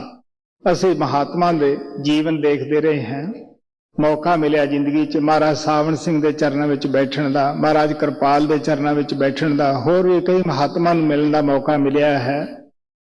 ਸਾਨੂੰ ਉਹ ਨਿਮਰਤਾ ਸਿਖਾਉਣ ਵਾਸਤੇ ਆਏ, ਨਿਮਰਤਾ ਦੱਸਣ ਵਾਸਤੇ ਆਏ, ਬਲਕਿ ਆਪਣੇ ਆਪ ਨੂੰ ਬਹੁਤ ਛੋਟੇ ਛੋਟੇ ਲਫ਼ਜ਼ ਬੋਲ ਲੈਂਦੇ ਸੀਗੇ ਕਿ ਅਸੀਂ ਸੰਗਤ ਦੇ ਦਾਸ ਹਾਂ, ਅਸੀਂ ਤਾਂ ਵੀ ਸੰਗਤ ਦੇ ਜੋੜੇ ਝਾੜਨ ਵਾਲੇ ਹਾਂ। ਸੋ ਕਬੀਰ ਸਾਹਿਬ ਤਾਂ ਇੱਥੋਂ ਤੱਕ ਨਿਮਰਤਾ ਦਿਖਾਉਂਦੇ ਹੈ ਕਿ ਬੁਰਾ ਦੇਖਣ ਮੈਂ ਗਿਆ, ਬੁਰਾ ਨਾ ਮਿਲਿਆ ਕੋ, ਜਦ ਦੇਖਿਆ ਦਿਲ ਆਪਣਾ ਮੁਝ ਸੇ ਬੁਰਾ ਨਾ ਕੋ। ਇਹ ਨਹੀਂ ਕਿ ਕਬੀਰ ਸਾਹਿਬ ਕੋਈ ਬੁਰੇ ਸਨ, ਉਹ ਕੁਲ ਮਾਲਕ ਸਨ। ਕਬੀਰ ਸਾਹਿਬ ਪਹਿਲੇ ਸੰਤ ਸਨ ਜੋ ਸੰਸਾਰ ਵਿੱਚ ਆਏ, ਇਨਸਾਨੀ ਜਾਮੇ ਤੋਂ ਕਦੇ ਨੀਚੇ ਨਹੀਂ ਗਏ ਸਨ। ਸੋ ਪਿਆਰਿਓ, ਸਿਰਫ ਉਹ ਸਾਨੂੰ ਸਮਝਾਉਣ ਵਾਸਤੇ, ਸਾਨੂੰ ਦੱਸਣ ਵਾਸਤੇ, ਨਿਮਰਤਾ ਸਿਖਾਉਣ ਵਾਸਤੇ ਕਿ ਆਪਣੇ ਆਪ ਨੂੰ ਨੀਵਾਂ ਸਮਝੋ। ਕਬੀਰ ਸਾਹਿਬ ਨੇ ਕਿਹਾ ਸੀਗਾ ਕਿ ਜਿਸ ਮਾਲਕ ਨੂੰ ਅਸੀਂ ਮਿਲਣਾ ਚਾਹੁੰਦੇ ਹਾਂ, ਉਸ ਦਾ ਰਸਤਾ ਜਿਹੜਾ ਹੈ ਉਹ ਬਹੁਤ ਬਰੀਕ ਹੈ, ਵਾਲ ਤੋਂ 10ਵੇਂ ਹਿੱਸੇ ਵਿੱਚ ਹੈ। ਤੋ ਆਪ ਕਹਿਣ ਲੱਗੇ, ਮਨ ਜਿਹੜਾ ਹੈ ਉਹ ਹਾਥੀ ਬਣਿਆ ਬੈਠਾ ਹੈ, ਮੈਂ ਮੇਰੀ ਦਾ ਸ਼ਿਕਾਰ ਹੈ, ਉਹ ਕਿਸ ਤਰ੍ਹਾਂ ਲੰਘ ਸਕਦਾ ਹੈ। ਸੋ ਸੰਤ ਮਹਾਤਮਾ ਸਾਨੂੰ ਬੜੇ ਪਿਆਰ ਨਾਲ ਦੱਸਦੇ ਹੈ। ਫਰੀਦ ਸਾਹਿਬ ਨੇ ਕਿਹਾ, ਜੇ ਤੋ ਪਰੀਆਂ ਦੀ ਸਿੱਖਿਆ ਉਹ ਨਾ ਢਾਹੀਂ ਕਹੀਦਾ, ਅਗਰ ਮਾਲਕ ਨੂੰ ਮਿਲਣਾ ਹੈ ਤਾਂ ਕਿਸੇ ਦਾ ਦਿਲ ਨਾ ਦੁਖਾ, ਕਿਉਂਕਿ ਦਿਲ ਦੇ ਅੰਦਰ ਉਹ ਪ੍ਰਮਾਤਮਾ ਬੈਠਾ ਹੈ। ਸੋ ਸੰਤ ਮਹਾਤਮਾ ਗੁਰੂ ਨਾਨਕ ਦੇਵ ਜੀ ਮਹਾਰਾਜ ਕਹਿੰਦੇ ਹੈ ਕਿ ਦੇਖੋ ਬਈ, ਸਾਨੂੰ ਕਿਸੇ ਨੂੰ ਭੁੱਲ ਕੇ ਵੀ ਬੁਰਾ ਨਹੀਂ ਕਹਿਣਾ ਚਾਹੀਦਾਗਾ, ਸਾਥੋਂ ਸਾਰੇ ਹੀ ਚੰਗੇ ਹੈ, ਕਿਉਂਕਿ ਪ੍ਰਮਾਤਮਾ ਸਾਰੇ ਅੰਦਰ ਹੀ ਬੈਠਾ ਹੈ। ਇਹ ਕਿੰਨਾ ਮਹਾਤਮਾ ਦਾ ਕਹਿਣਾ ਹੈ, ਜਿਨ੍ਹਾਂ ਦਾ ਪਰਦਾ ਖੁੱਲ ਜਾਂਦਾ ਹੈ ਹਰ ਜਗ੍ਹਾ ਉਹ ਪ੍ਰਮਾਤਮਾ ਨੂੰ ਦੇਖਦੇ ਹੈ। ਪਹਿਲਾਂ ਆਪਣੇ ਅੰਦਰ ਪ੍ਰਮਾਤਮਾ ਨੂੰ ਦੇਖਾਂਗੇ, ਫਿਰ ਅਸੀਂ ਦੂਸਰੇ ਅੰਦਰ ਦੇਖ ਸਕਦੇ ਹਾਂ ਕਿ ਜਦ ਅਸੀਂ ਪ੍ਰਮਾਤਮਾ ਨੂੰ ਆਪਦੇ ਅੰਦਰ ਦੇਖ ਲੈਂਦੇ ਹਾਂ, ਸਾਨੂੰ ਕੀ ਸੋਝੀ ਆਉਂਦੀ ਹੈ ਕਿ ਉਹ ਪ੍ਰਭੂ ਪ੍ਰਮਾਤਮਾ ਸਾਰਿਆਂ ਅੰਦਰ ਹੀ ਬੈਠਾ ਹੈ। ਫਿਰ ਅਸੀਂ ਕਿਸੇ ਨੂੰ ਕਤਲ ਕਰਨ ਵਾਸਤੇ ਸੋਚ ਵੀ ਨਹੀਂ ਸਕਦੇਗੇ। ਅਸੀਂ ਕਹਿੰਦੇ ਆ ਕਿ ਇਹ ਤਾਂ ਪ੍ਰਮਾਤਮਾ ਦਾ ਬਣਾਇਆ, ਪ੍ਰਮਾਤਮਾ ਹੀ ਬੈਠਾ ਹੈ। ਸੋ ਗੁਰੂ ਸਾਹਿਬ ਪਿਆਰ ਨਾਲ ਸਮਝਾਉਂਦੇ ਆ, ਨਾ ਹਮ ਚੰਗੇ ਆਖੀਏ ਬੁਰਾ ਨਾ ਦਿਸੇ ਕੋਈ।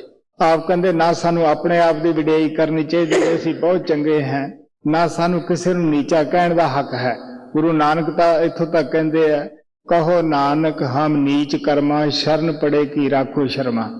ਕਹਿਣ ਲੱਗੇ ਅਸੀਂ ਤੇਰੀ ਸ਼ਰਨ ਵਿੱਚ ਆਏ ਹਾਂ। ਗੁਰੂ ਗੋਬਿੰਦ ਸਿੰਘ ਜੀ ਮਹਾਰਾਜ ਬੜੀ ਕਮਾਈ ਵਾਲੇ ਮਹਾਤਮਾ ਹੋਏ ਹੈ। ਆਪ ਪਿਆਰ ਨਾਲ ਕਹਿੰਦੇ ਹੈ ਕਿ ਸਗਲ द्वार को छड़ के गया तुहारे द्वार, बाहें गह की लाज गोबिंद दास तिहार।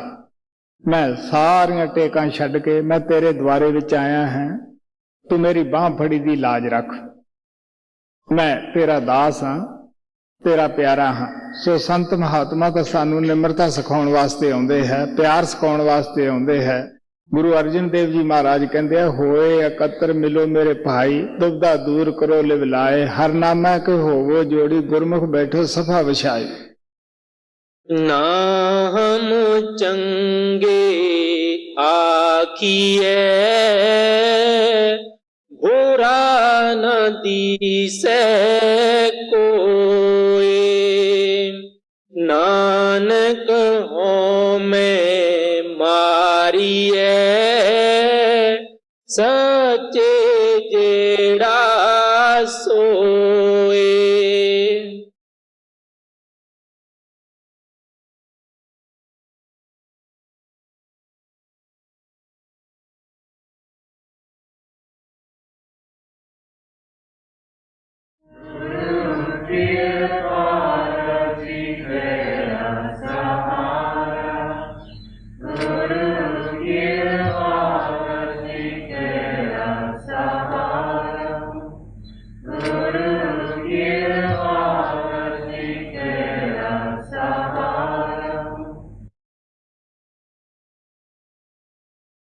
हाँ भाई।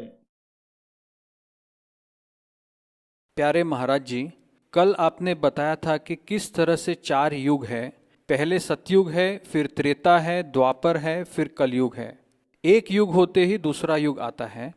जो मेरा काम है, मेरे काम के अंदर मुझे यह सिखाना होता है कि किस तरह से अलग अलग जीवों में से अलग अलग देह को छोड़कर आत्मा आगे की तरफ बढ़ती है।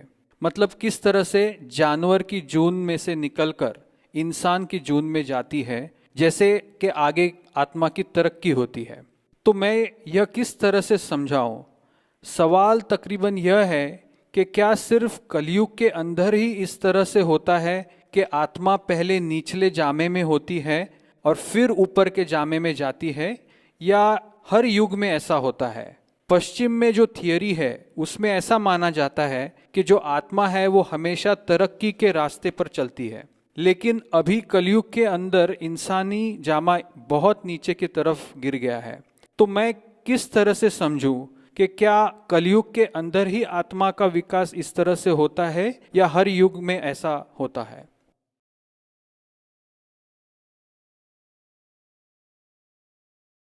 कलयुग दा दूजे युगां नालों यही फायदा है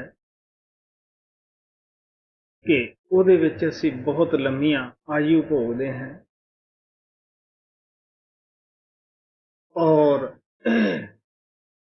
जल्दी ਅਸੀਂ परमात्मा ਨੂੰ मिल नहीं सकते, क्योंकि ਜੋ ਸਵਾਸ ਇਸ ਜਿਸਮ ਦੇ ਵਿੱਚ ਪਾਏ ਹੁੰਦੇ ਆ ਉਹ ਤਾਂ ਪੂਰੇ ਕਰਨੇ ਹੀ ਹੈ।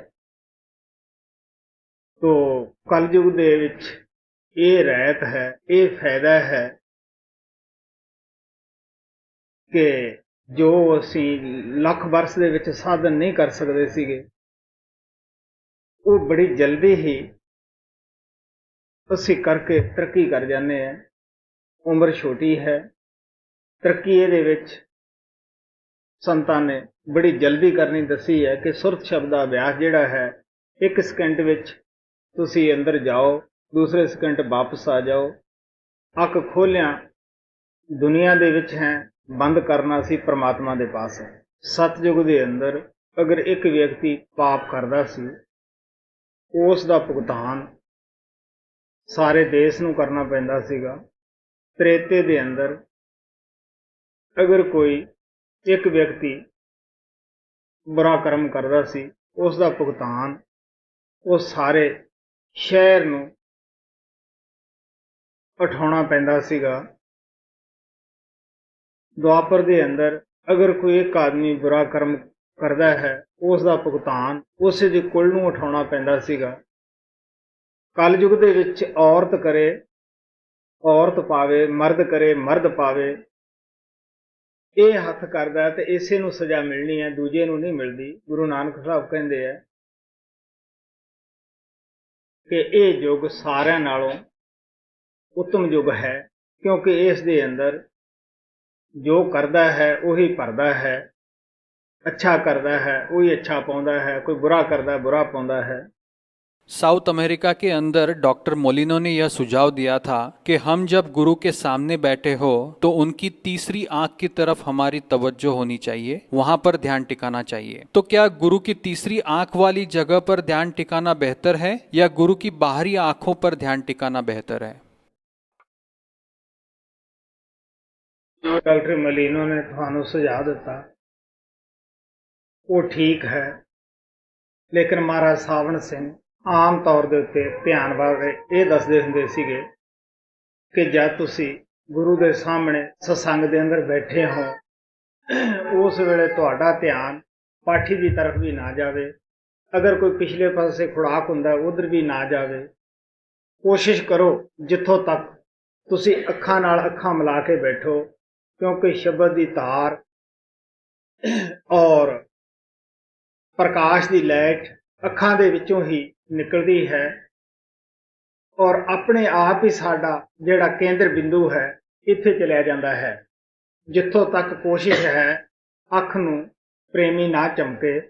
महाराज सावण सिंह कहंदे हुंदे सीगे, मैले दा ध्यान करन नाल मन मैला हो जांदा है, आत्मा दे उपर मैल चढ़ जांदी है।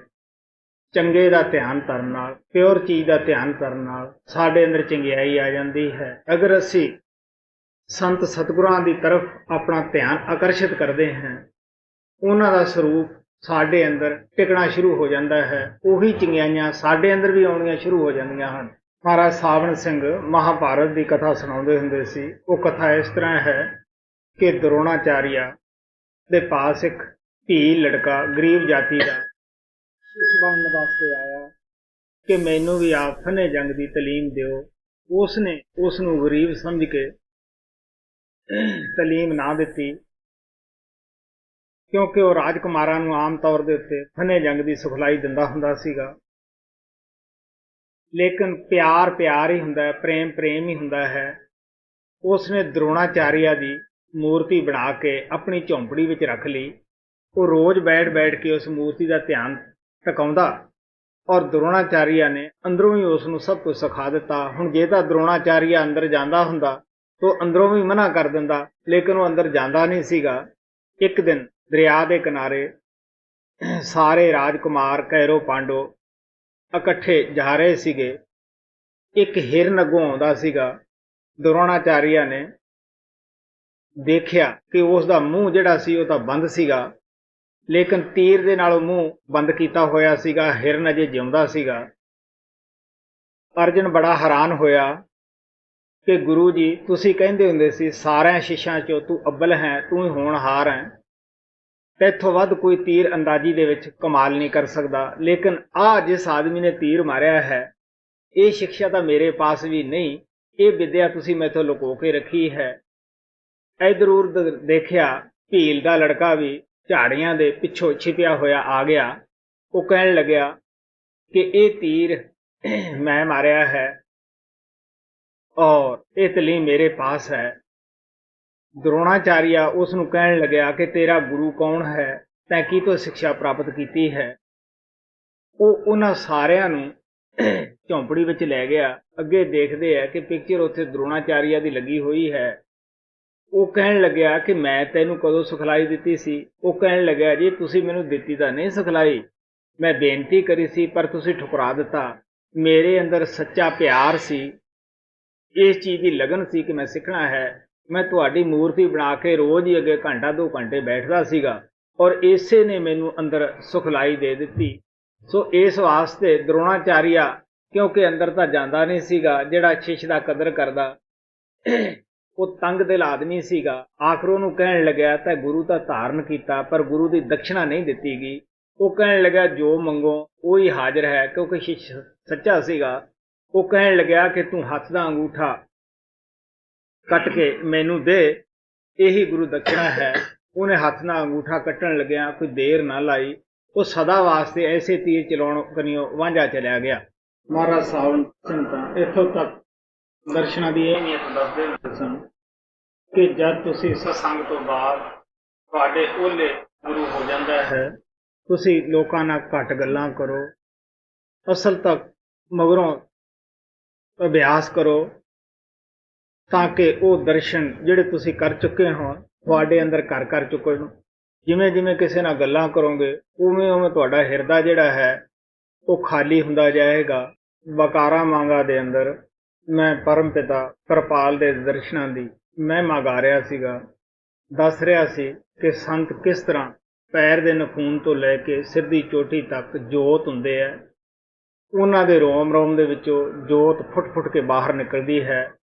ਹੁਣ ਸਵਾਲ ਹੈ ਕਿ ਹਰ ਵਿਅਕਤੀ ਦਾ ਆਪਣੇ ਬਰਤਨ ਦਾ, ਕਿ ਉਹਦਾ ਕੈਸਾ ਬਰਤਨ ਹੈ, ਕੈਸੀ ਉਹਦੀ ਅੱਖ ਹੈ, ਕਿਸ ਤਰ੍ਹਾਂ ਦਾ ਉਹਨਾਂ ਨੂੰ ਦੇਖਦਾ ਹੈ। ਕਬੀਰ ਸਾਹਿਬ ਕਹਿੰਦੇ ਹੈ ਕੋਈ ਆਏ ਭਾਵ ਲੈ, ਕੋਈ ਲੈ ਅਭਾ, ਸੰਤ ਦੋਹਾਂ ਨੂੰ ਦੇਖਦੇ ਭਉ ਨਾ ਭਉ। ਉਹ ਕਹਿਣ ਲੱਗੇ ਕੋਈ ਤਾਂ ਪਿਆਰ ਲੈ ਕੇ ਆਉਂਦਾ ਹੈ, ਕੋਈ ਦਿਲ ਦੇ ਵਿੱਚ ਦੁਬਧਾ ਲੈ ਕੇ ਆਉਂਦਾ ਹੈ। ਹੁਣ ਜੈਸਾ ਕਿਸੇ ਦਾ ਹਿਰਦਾ ਵੈਸਾ ਹੀ ਅੱਗੋਂ ਉਸ ਨੂੰ ਦਿਸਣਾ ਹੈ, ਲੇਕਿਨ ਸੰਤ ਦੋਨਾਂ ਨੂੰ ਪਿਆਰ ਕਰਦੇ ਹੈ। ਅੱਜ ਤੋਂ 15-20 ਸਾਲ ਪਹਿਲਾਂ ਰਾਜਸਥਾਨ ਦੇ ਅੰਦਰ ਕੋਈ ਖਾਸ ਟੈਲੀਵਿਜ਼ਨ ਰੇਡੀਓਆਂ ਦੇ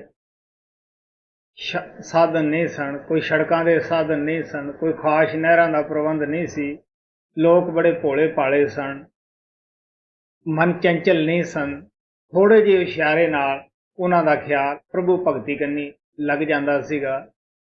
ਇਹੀ ਕਾਰਨ ਸੀ ਕਿ ਜਦ ਪਰਮ ਪਿਤਾ ਕਿਰਪਾਲ ਮੇਰੇ ਘਰ ਗਏ, ਆਸ਼ਰਮ ਦੇ ਵਿੱਚ ਗਏ, ਜਿਤਨੇ ਵੀ ਆਦਮੀ ਬੈਠੇ ਸੀਗੇ ਬੇਸ਼ੱਕ ਉਹ ਨਾਮਲੇਵਾ ਨਹੀਂ ਸਨ, ਸਭ ਨੂੰ ਮਹਾਰਾਜ ਦੇ ਦਰਸ਼ਨ ਹੋਏ ਕਿ ਮਹਾਰਾਜ ਜੀ ਦੇ ਨਹੀਂ ਸਨ, ਥੋੜਾ ਚਿਰ ਜ਼ਰੂਰ ਵਜੂਦ ਦਿਸਿਆ ਔਰ ਆਖਰ ਉਹ ਪੂਰੀ ਜੋਤ ਦਿਸਦੇ ਸਨ। ਜਦ ਮੈਂ ਇਹ ਸਰੂਪ ਦਾ ਬਿਆਨ ਕਰ ਰਿਹਾ ਸੀ ਬਕਾਰਾ ਮਾਂਗਾ ਦੇ ਅੰਦਰ, ਉਸ ਵਕਤ ਜਿਨ੍ਹਾਂ ਵੀ ਪ੍ਰੇਮੀਆਂ ਨੇ, ਕਈਆਂ ਨੇ ਕੈਮਰੇ ਚਲਾਏ, ਸਭ ਨੂੰ ਪੂਰੀ ਜੋਤ ਹੀ ਉਹਨਾਂ ਕੈਮਰਿਆਂ ਦੇ ਵਿੱਚ ਆਈ। ਮੈਨੂੰ ਬਹੁਤ ਆਦਮੀਆਂ ਨੇ ਫੋਟੋ ਵੀ ਭੇਜੀਆਂ। ਆਖਰ ਇੱਕ ਪਿਕਚਰ ਤਾਂ ਸੰਤ ਬਾਣੀ ਮੈਗਜ਼ੀਨ ਦੇ ਵਿੱਚ ਵੀ ਉਹ ਛਪੀ ਸੀ ਕਿ ਕਿਸ ਤਰ੍ਹਾਂ ਸੰਤ ਜੋਤ ਹੁੰਦੇ ਆ, ਕਿਵੇਂ ਉਹਨਾਂ ਦੇ ਵਿੱਚੋਂ ਰੋਮ ਰੋਮ ਦੇ ਵਿੱਚੋਂ ਜੋਤ ਨਿਕਲਦੀ ਹੈ। ਲੇਕਿਨ ਸਾਡੇ ਪੱਛਮ ਦੇ ਪ੍ਰੇਮੀਆਂ ਦੇ ਮਨ ਜ਼ਿਆਦਾ ਫੈਲੇ ਹੈ, ਮਨ ਜ਼ਿਆਦਾ ਕੰਮ ਕਰਦੇ ਹੈ।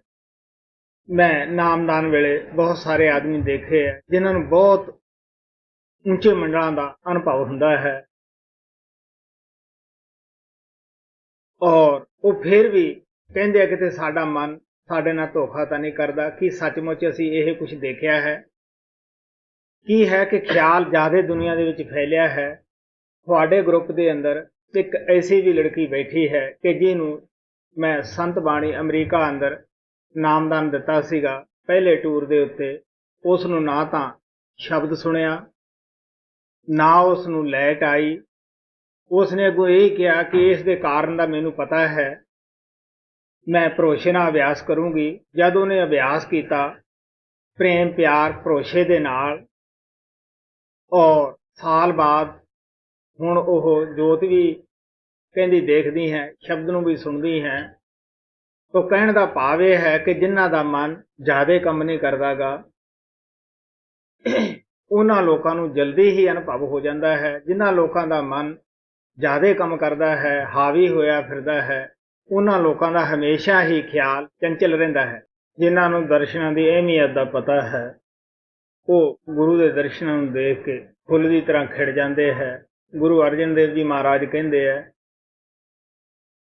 ਮੈਂ ਦੇਖ ਦੇਖ ਗੁਰੂ ਬਖਸ਼ਿਆ ਬਿਕਸਿਆ ਗੁਰ ਸਤਿਗੁਰ ਦੇਹਾ, ਕਿ ਮੈਂ ਗੁਲਾਬ ਦੇ ਫੁੱਲ ਦੀ ਤਰ੍ਹਾਂ ਖਿੜ ਗਿਆ ਜਦ सतगुरु की देह ਨੂੰ ਦੇਖਿਆ। महाराज जी, मेरा मन पश्चिमी मन का एक बहुत अच्छा उदाहरण है। मेरा मन हमेशा ही बहुत अंदर से काम करते ही रहता है। पांचों डाकुओं के जो ख्याल है उनसे हमेशा संघर्ष चलता रहता है और यह सब ख्याल उसके अंदर आते ही रहते हैं। सवाल मेरा यह है कि अगर मन के अंदर यह सारी गतिविधि चलती रहे पांचों डाकुओं की, तो क्या आत्मा फिर भी उसके लिए जिम्मेदार होती है और आत्मा पर उसका कितना बोझा आता है? अगर वह सारी गतिविधि सिर्फ मानसिक स्तर पर हो और अंदर से उसे खत्म कर दिया जाए, बजाय इसके कि वो बोलने के जरिए या तन के जरिए बाहर आए, अगर वो मानसिक स्तर के ऊपर ही खत्म कर दी जाए सिमरन करते हुए, तो क्या फिर भी आत्मा के ऊपर उसका बोझा आता है? हाँ भाई, मैं ਤੁਹਾਨੂੰ ਦੱਸਦਾ ਹੁੰਦਾ, ਇਹ ਜਿਹੜਾ ਅਸੀਂ ਦਿਨੇ ਸਾਰਾ ਦਿਨ ਜਾਂ ਪਏ ਤਾਣਾ ਵਾਣਾ ਉਣਦੇ ਰਹਿੰਦੇ ਆ ਮਨ ਦੇ ਮਗਰ ਲੱਗ ਕੇ ਜਾਂ ਮਨ ਦੇ ਖਿਆਲਾਂ ਦੇ ਮਗਰ ਲੱਗ ਕੇ, ਇਹੀ ਤਾਂ ਸਾਨੂੰ ਪਰੇਸ਼ਾਨ ਕਰਦੇ ਆ। ਇਹੀ ਚੀਜ਼ਾਂ ਹਨ ਜੋ ਸਾਨੂੰ ਪਰਮਾਤਮਾ ਤੋਂ ਦੂਰ ਕਰੀ ਬੈਠੀਆਂ ਹਨ। ਤੁਸੀਂ ਦੇਖੋ, ਮਨ ਜੋ ਹੈ ਇਹ ਕਾਲ ਦਾ ਏਜੰਟ ਹੈ। ਇਹ ਉਸ ਦਾ ਏਜੰਟ ਹੈ ਜਿਸ ਦੀ ਇਹ ਦੁਨੀਆ ਰਚੀ ਹੈ। ਇਸ ਦੀ ਡਿਊਟੀ ਹੈ ਕਿ ਕੋਈ ਵੀ ਆਤਮਾ ਨਾਮ ਭਗਤੀ ਕਰਨਾ ਨਾ ਪਾਏ। ਇਹ ਹੁਣ ਆਪਣੇ ਮਾਲਕ ਦਾ ਬੜਾ ਹੀ ਇਮਾਨਦਾਰੀ ਨਾਲ ਕੰਮ ਕਰਦਾ ਹੈ। ਜਿਹੜੀ ਆਤਮਾ ਸਰੀਰ ਦੇ ਅੰਦਰ ਹੈ, ਇਹ ਸਤਿਪੁਰਸ਼ ਦੀ ਅੰਸ਼ ਹੈ। ਇਸ ਆਪਣੀ ਤਾਕਤ ਨੂੰ ਖੋ ਚੁੱਕੀ ਹੈ, ਨਿਰਬਲ ਹੋ ਗਈ ਹੈ।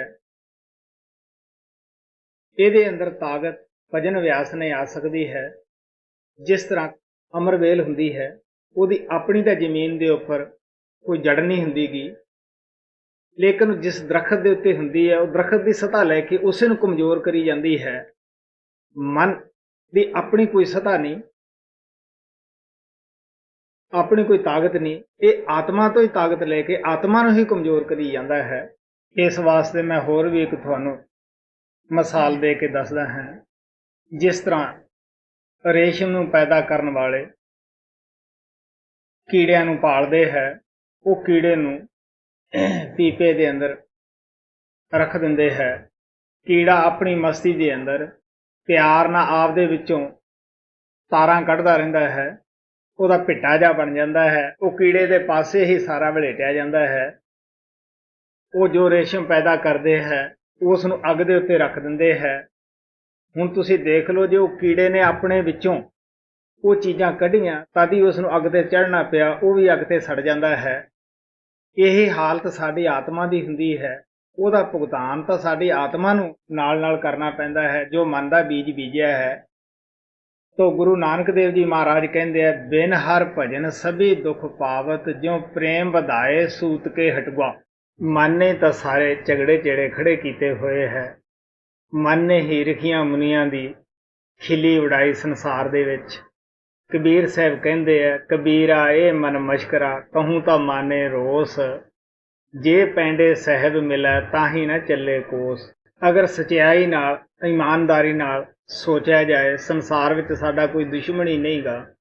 ਅਗਰ ਕੋਈ ਦੁਸ਼ਮਣ ਹੈ ਤਾਂ ਸਾਡਾ ਮਨ ਸਾਡੇ ਅੰਦਰ ਬੈਠਾ ਹੋਇਆ ਹੈ। ਮੈਂ ਦੱਸਦਾ ਹੁੰਦਾ ਹਾਂ ਕਿ ਜਦ ਵੀ ਅਭਿਆਸ ਤੇ ਬੈਠਦੇ ਹੋ, ਮਨ ਨੂੰ ਜਵਾਬ ਦੇ ਦਿਓ ਕਿ ਅਸੀਂ ਨਾ ਤੇਰੀ ਗੱਲ ਤੇਰੀ ਸੁਣੀਏ, ਨਾ ਅਸੀਂ ਤੇਰੇ ਨਾਲ ਕਰੀਏ। ਕਬੀਰ ਸਾਹਿਬ ਕਹਿੰਦੇ ਆ, ਮਨ ਦੇ ਮਾਰੇ ਬਣ ਗਏ ਬਣ ਤਜ ਵਸਤੀ ਮਾਹੇ, ਇਹ ਮਨ ਲੈ ਗਿਆ 1,84 ਮਾਹੇ। ਮਨ ਹੀ ਅੰਦਰ ਵਿਰਾਗ ਪੈਦਾ ਕਰਦਾ ਹੈ, ਸੰਸਾਰ ਚੋਂ ਕੀ ਲੈਣਾ ਹੈ, ਚਲੋ ਭਗਤੀ ਕਰੀਏ। ਜਦ ਉੱਥੇ ਵਣ ਵਿੱਚ ਜਾਂਦਾ ਹੈ, ਲੋਕ ਆ ਕੇ ਮੱਥਾ ਟੇਕਦੇ ਹੈ, ਅੱਛੇ ਅੱਛੇ ਖਾਣੇ ਲਿਆ ਕੇ ਦਿੰਦੇ ਹੈ, ਭੇਟ ਪੂਜਾ ਹੁੰਦੀ ਹੈ, ਤਾਂ ਮਨ ਅੰਦਰ ਮਸਤੀ ਆ ਜਾਂਦੀ ਹੈ। ਫਿਰ ਕਹਿੰਦਾ ਚਲੋ ਬਸਤੀ ਅੰਦਰ ਜੈਸੀ ਹਾਲਤ ਪਹਿਲਾਂ ਸੀ ਵੈਸੀ ਫੇਰ ਹੋ ਜਾਂਦੀ ਹੈ, ਬਲਕਿ ਲੋਕ ਮਸ਼ਕਰੀਆਂ ਕਰਦੇ ਹੈ। ਲੇਕਿਨ ਜੋ ਮਜ਼ਬੂਤ ਹੁੰਦੇ ਹੈ, ਮਨ ਦਾ ਕਿਹਾ ਨਹੀਂ ਮੰਨਦੇਗੇ, ਉਹ ਕਾਮਯਾਬ ਹੋ ਜਾਂਦੇ ਹੈ। ਮਨ ਬੜਾ ਧੋਖੇਬਾਜ਼ ਹੈ, ਪਹਿਲਾਂ ਇਹ ਕਰਮ ਕਰਾ ਦਿੰਦਾ ਹੈ, ਮਗਰੋਂ ਇਹ ਵੀ ਦੱਸ ਦਿੰਦਾ ਹੈ ਕਿ ਇਹ ਨੁਕਸ ਤੇਰੇ ਵਿੱਚ ਹੈ। ਸੋਚ ਕੇ ਦੇਖ ਲਓ, ਜਦ ਤੁਸੀਂ ਅੰਦਰ ਖਿਆਲ ਪੈਦਾ ਕਰਦੇ ਹੋ ਮਨ ਦੇ ਕਹੇ ਕਾਮ ਵਾਸ਼ਨਾ ਦਾ, ਤਾਂ ਉਸ ਨੂੰ ਉਹਦੀ ਪੂਰਤੀ ਕਰਨ ਵਾਸਤੇ ਤੁਹਾਨੂੰ ਕਿਸੇ ਦਾ ਸਹਾਰਾ ਲੈਣਾ ਪਏਗਾ, ਮਰਦ ਨੂੰ ਔਰਤ ਦਾ, ਔਰਤ ਨੂੰ ਮਰਦ ਦਾ, ਕਿਉਂਕਿ ਕਰਮ ਤਾਂ ਦੋ ਜਣੇ ਬਣ ਕੇ ਹੀ ਮਿਲਦਾ ਹੈ। ਔਰ ਇਹ ਵੀ ਸਭ ਨੂੰ ਪਤਾ ਹੈ ਕਿ ਕਾਮ ਬੇਇੱਜ਼ਤੀ ਦਾ ਕਾਰਨ ਹੁੰਦਾ ਹੈ। ਕਾਮ ਇਨਸਾਨ ਨੂੰ ਜਾਨਵਰ ਬਣਾ ਦਿੰਦਾ ਹੈ, ਜਾਨਵਰ ਤੋਂ ਵੱਧ ਵੀ ਇਹਦੇ ਨਾਲ ਹਰਕਤਾਂ ਕਰਦਾ ਹੈ, ਕਿਉਂਕਿ ਕੋਲੇ ਖੜਾ ਬੰਦਾ ਨਹੀਂ ਦਿਸਦਾਗਾ। ਇਸੇ ਤਰ੍ਹਾਂ ਜਦ ਕ੍ਰੋਧ ਦਾ ਖਿਆਲ ਆਇਆ, ਕੁਝ ਦਿਨ ਕ੍ਰੋਧ ਦੇ ਖਿਆਲ ਉੱਠਦੇ ਰਹੇ, ਉਸ ਦੀ ਪੂਰਤੀ ਕਰਨ ਵਾਸਤੇ ਜ਼ਰੂਰੀ ਹੈ ਕਿ ਸਾਡਾ ਕਿਸੇ ਨਾਲ ਲੜਾਈ ਝਗੜਾ ਹੋਏਗਾ, ਕਿਸੇ ਦੇ ਡੰਡਾ ਮਾਰਾਂਗੇ, ਸੋਟਾ ਮਾਰਾਂਗੇ, ਆਖਰ ਤੁਹਾਨੂੰ ਪਤਾ ਹੀ ਹੈ ਕਿ ਮਨ ਸ਼ਾਂਤ ਹੋ ਜਾਏਗਾ। ਜਿਹਦੇ ਨਾਲ ਲੜੋਗੇ ਉਹਦੀ ਸ਼ਕਲ ਤੁਹਾਡੀਆਂ ਅੱਖਾਂ ਅੱਗੇ ਆਏਗੀ, ਗੁਰੂ ਦਾ ਸਰੂਪ ਤੁਹਾਡੇ ਅੱਗੇ ਫਿਰ ਕਿਵੇਂ ਆਏਗਾ? ਖਿਆਲ ਫੈਲ ਜਾਏਗਾ। ਨਾ ਤਾਂ ਕਾਮੀ ਭਗਤੀ ਕਰ ਸਕਦਾ ਹੈ, ਨਾ ਕ੍ਰੋਧੀ ਕਰ ਸਕਦਾ ਹੈ, ਕਿਉਂਕਿ ਕਾਮ ਨਾਲ ਕੋਈ ਗਿਰ ਜਾਂਦੀ ਹੈ, ਕ੍ਰੋਧ ਨਾਲ ਫੈਲ ਜਾਂਦੀ ਹੈ। ਮੈਂ ਦੱਸਦਾ ਹੁੰਦਾ ਕਿ ਸਾਡੇ ਦਿਮਾਗ ਦੇ ਅੰਦਰ ਮਨ, ਬੁੱਧ, ਚਿੱਤ, ਹੰਕਾਰ ਦੀ ਚਾਰ ਕੌਂਸਲੀ ਲੱਗੀ ਰਹਿੰਦੀ ਹੈ। ਇਹ ਕੋਈ ਨਾ ਕੋਈ ਖਿਆਲ ਉਠਾਉਂਦੇ ਹੀ ਰਹਿੰਦੇ ਹੈ।